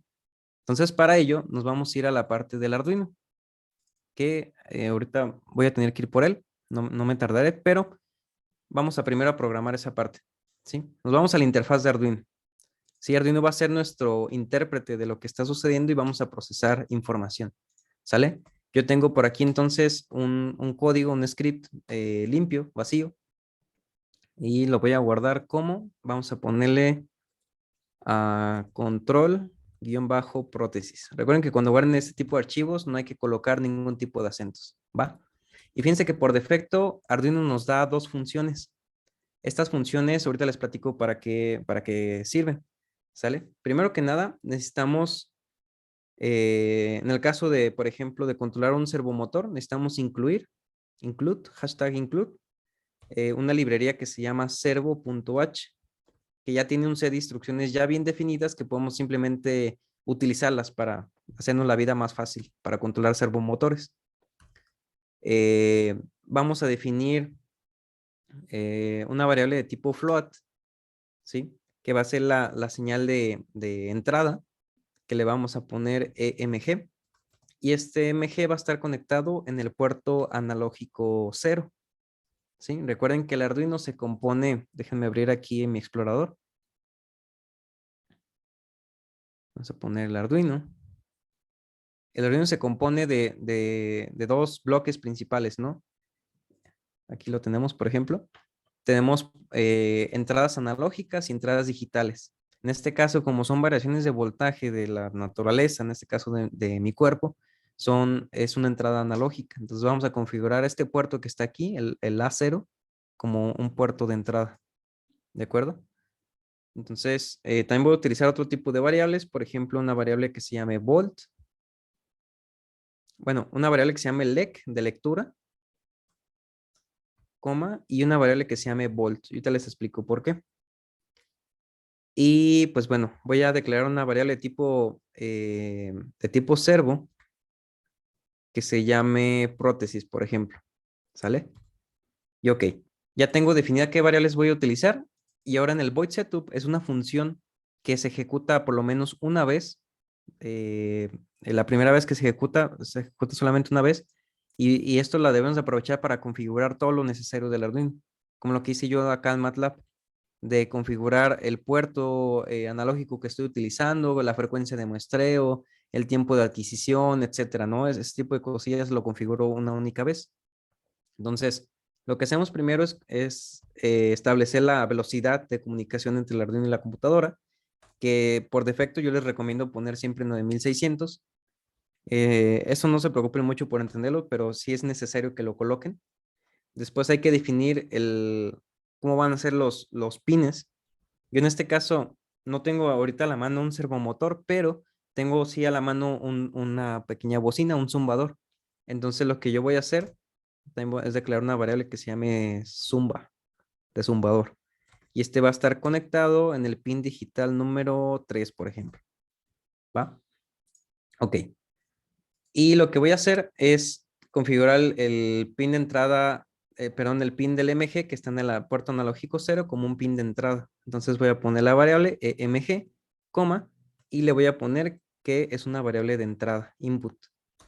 Y también voy a poner pin mode.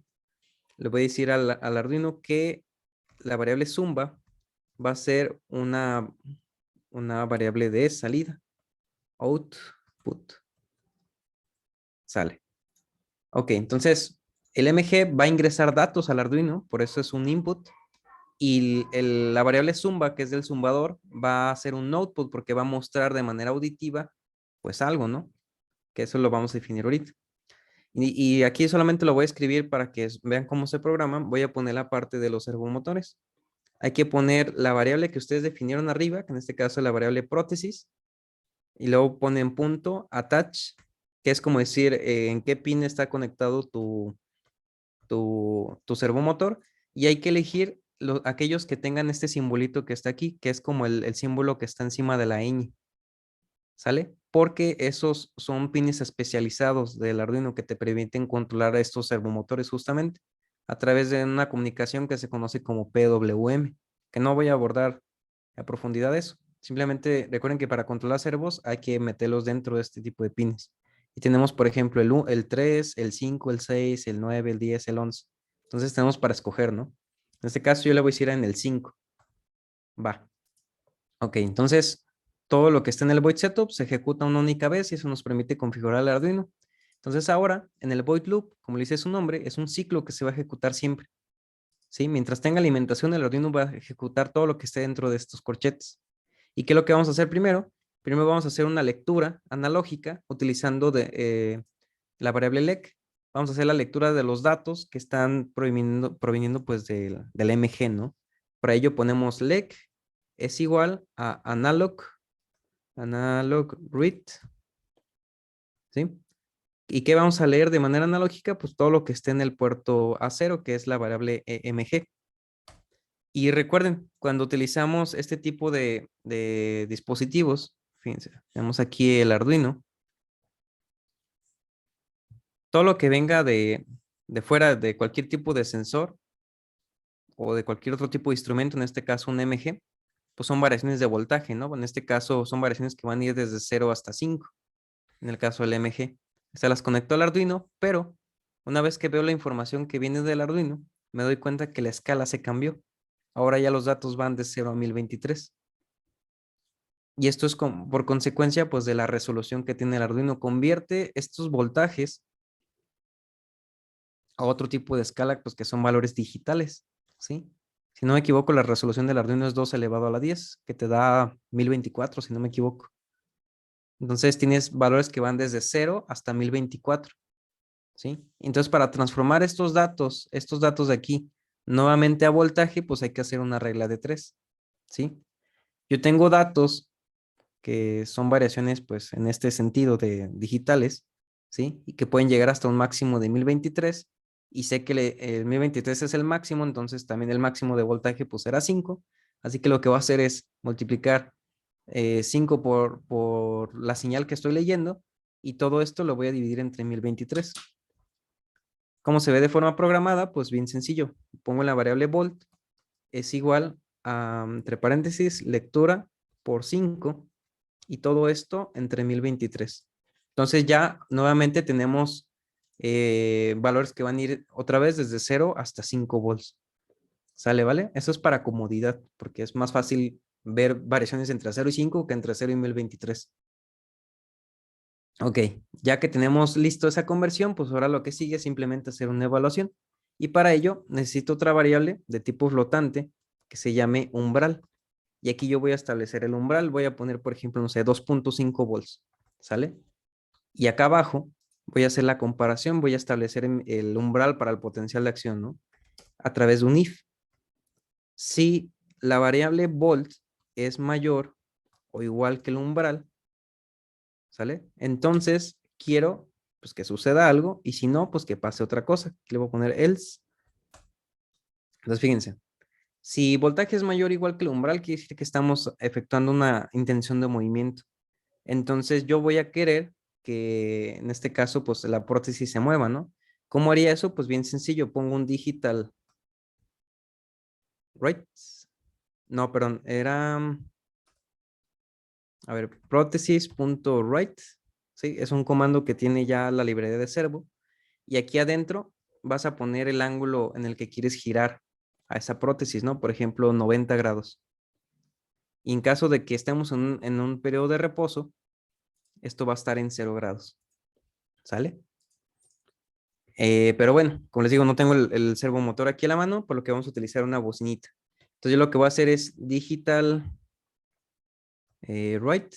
Voy a mandar a la variable zumba un estado de alto, ¿sí? O sea, le voy a mandar un 1 para que se prenda. Y le voy a dar un delay de 20 milisegundos. Y después voy a apagar la bocina, ¿sí? Esto va a ocurrir siempre que se cumpla la condición. Entonces aquí le pongo un low y nuevamente delay de 20 milisegundos. ¿Qué va a generar? Se va a escuchar como pip, pip, pip, pip, pip, pip, pip, pip, pip. Porque si lo dejo así de que solamente suene el pip, pues va a ser un poquito molesto. Ah, por aquí nos están diciendo que nos quedan 5 minutos. Vamos a acelerar esto. Entonces voy a copiar solamente esta línea de código para que cuando estemos en un estado base, pues la bocina se quede en silencio, ¿de acuerdo? Y pues bueno, hay que probar este código. Solamente regálenme un minutito para ir rápido por mi Arduino, que no lo tengo aquí a la mano, y conectar la bocinita para que vean el funcionamiento. ¿Sale? No me tardo. Regálenme un minutito.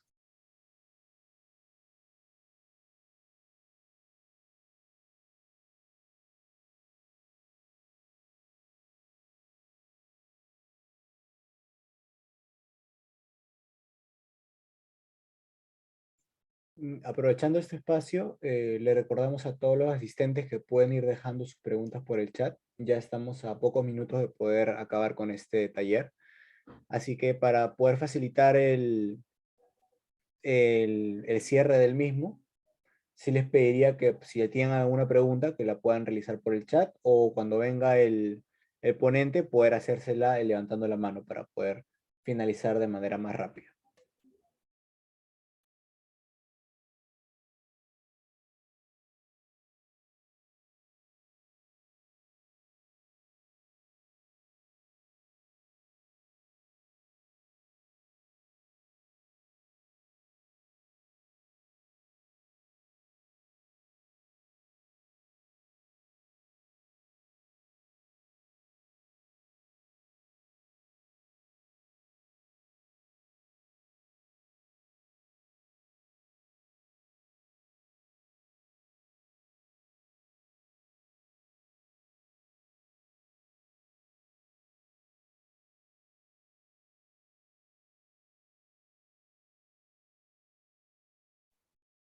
Listo, ya regresé.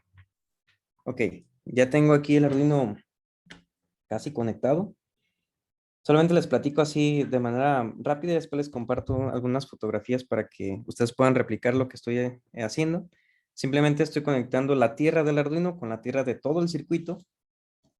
Y después tengo una bocinita que tiene dos patitas, ¿no? Una va a ir conectada pues a la tierra de todo el circuito también. Y a su vez, la parte positiva, porque tiene una señalizada una cruceta, esa patita va a ir conectada al pin digital número 3 que fue la que definimos con la variable Zumba, ¿no? Entonces, lo voy a poner, Ricardo, Ulises. Mándeme. ¿estás mostrando en tu cámara el circuito? A ver, no, Porque solamente por... Ah, lo ya, estoy- ya, sino que no se veía tu lo- cara en... Ujú, listo, Gracias, Diego, es que lo continúa. tenía tapado. Sí, ya quedó. Ok, entonces, ahora sí, déjenme cargar este código. Permítanme, déjenme cargar el código. Se está subiendo, eso siempre tarda un poquito. Y pues ahí pueden escuchar el sonido, pero esto no está funcionando porque me hace falta conectar al pin analógico 0, la salida de el circuito y conectarme yo. Dejen en silencio mi micrófono para que no les moleste ese sonido.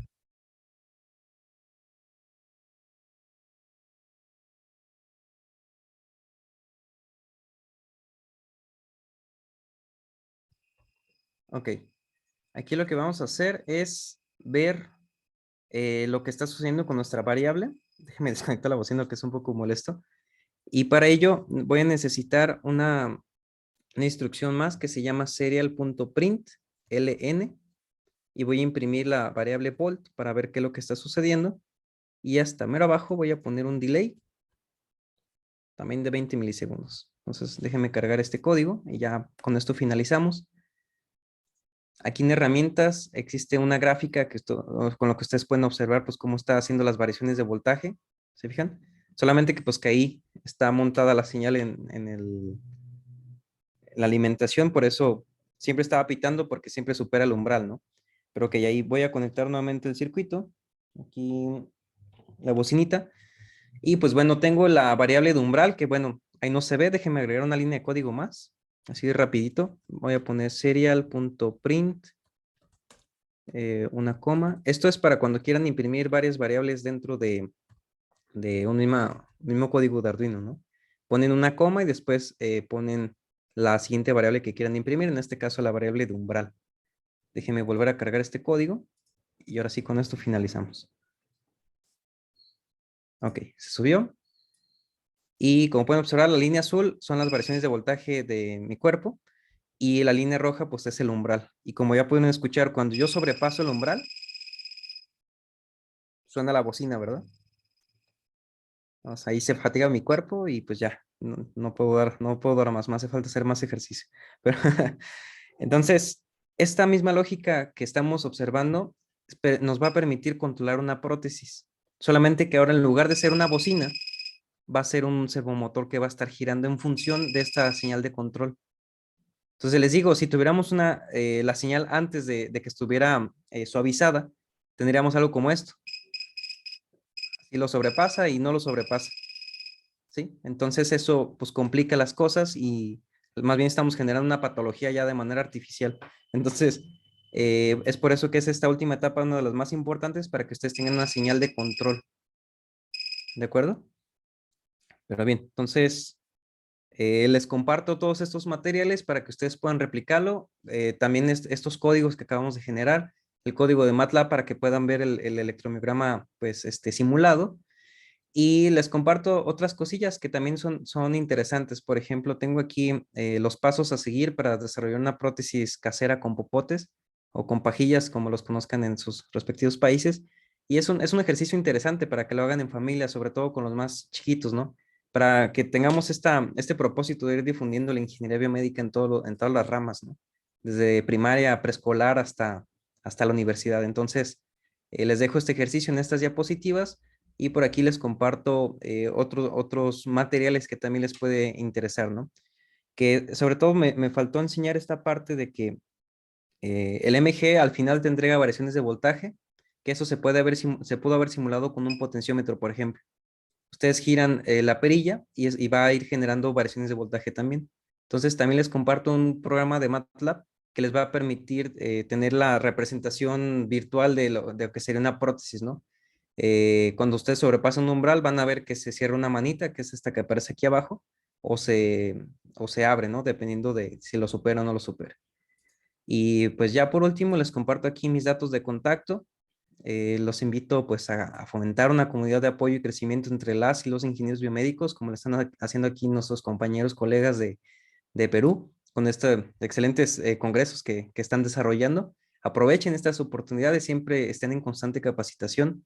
Recuerden que la biomédica es una ciencia que siempre se está actualizando y este tipo de eventos nos permite actualizarnos en ese sentido.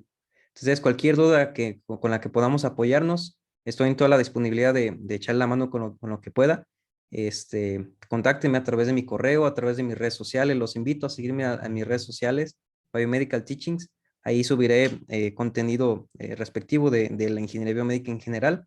Por ahí estamos preparando un video de justamente de esto de las prótesis, pero con animaciones y todo para que sea más, quede más entendible, ¿no? Todo esto que acabamos de ver. Pero cualquier duda, cualquier ayuda que necesiten con sus proyectos, con toda confianza. Esto no tiene ningún costo de ningún tipo. Simplemente es porque pues hay que fomentar una comunidad de apoyo entre nosotros. ¿Sale? Entonces, pues bueno, quedamos ahí al pendiente y pues agradecerles aquí a las chicas y los chicos del capítulo estudiantil MBS por desarrollar este tipo de iniciativas y también por hacernos la invitación a participar aquí en este tipo de eventos, que siempre estamos contentos y muy agradecidos de poder participar en este tipo de eventos. Así que, pues muchísimas gracias, Diego. Te cedo la palabra y quedo al pendiente de sus preguntas. Con toda confianza, háganosla llegar a través ahí de las redes sociales o del correo electrónico. Muchísimas gracias, Ricardo, por este taller. Tenemos una única pregunta para finalizar por el chat. Nos pregunta Harold sobre dispositivos de adquisición de datos. ¿Cuáles son recomendables y sobre todo accesibles? Como les comentaba, el más accesible que yo conozco es justamente el Arduino. Es el que yo creo que todos debemos utilizar al menos alguna vez. Bueno, ahí no se va a alcanzar a ver, pero es el que yo recomiendo bastante. Cuesta, bueno, al menos acá cerca de, ¿qué serán? Unos $5, cuando mucho. Entonces, son bastante accesibles, realmente no necesitan el original, ya existen algunas marcas genéricas, pero que te hacen el mismo funcionamiento y pues más económico. Entonces, yo les recomiendo acceder a uno de ellos, pero si ya se dedican más a las cuestiones de investigación, existe esta tarjeta de adquisición de datos de National Instrument. Es el modelo USB 6000, que hace básicamente lo mismo que el Arduino, pero como lo vieron, ya tiene una interfaz integrada que nos permite hacerla de osciloscopio. Entonces, esto es muy útil también cuando queremos observar diferentes cosas. Y sí es sensible a voltajes negativos. Entonces, esas son mis dos recomendaciones para aquí al colega que preguntó. Muchísimas gracias por responder las preguntas. Y bueno, si ya no hay más preguntas, eso sería todo por el día de hoy. Muchas gracias de nuevo, ingeniero. Estamos muy encantados de poder haber recibido este taller y encantados también de poder tenerlo en una próxima oportunidad, ¿no? Claro, De no, igual al forma, contrario. agradecemos también a la audiencia por su asistencia y eso sería todo por el día de hoy. Los invitamos a seguir con las ponencias que tenemos en estos días del Congreso. Y bueno, hasta aquí queda el taller de hoy. Muchísimas gracias a todos. Muchísimas gracias. Cuídense Hasta mucho y luego. recuerden, estamos en contacto. Muchísimas gracias.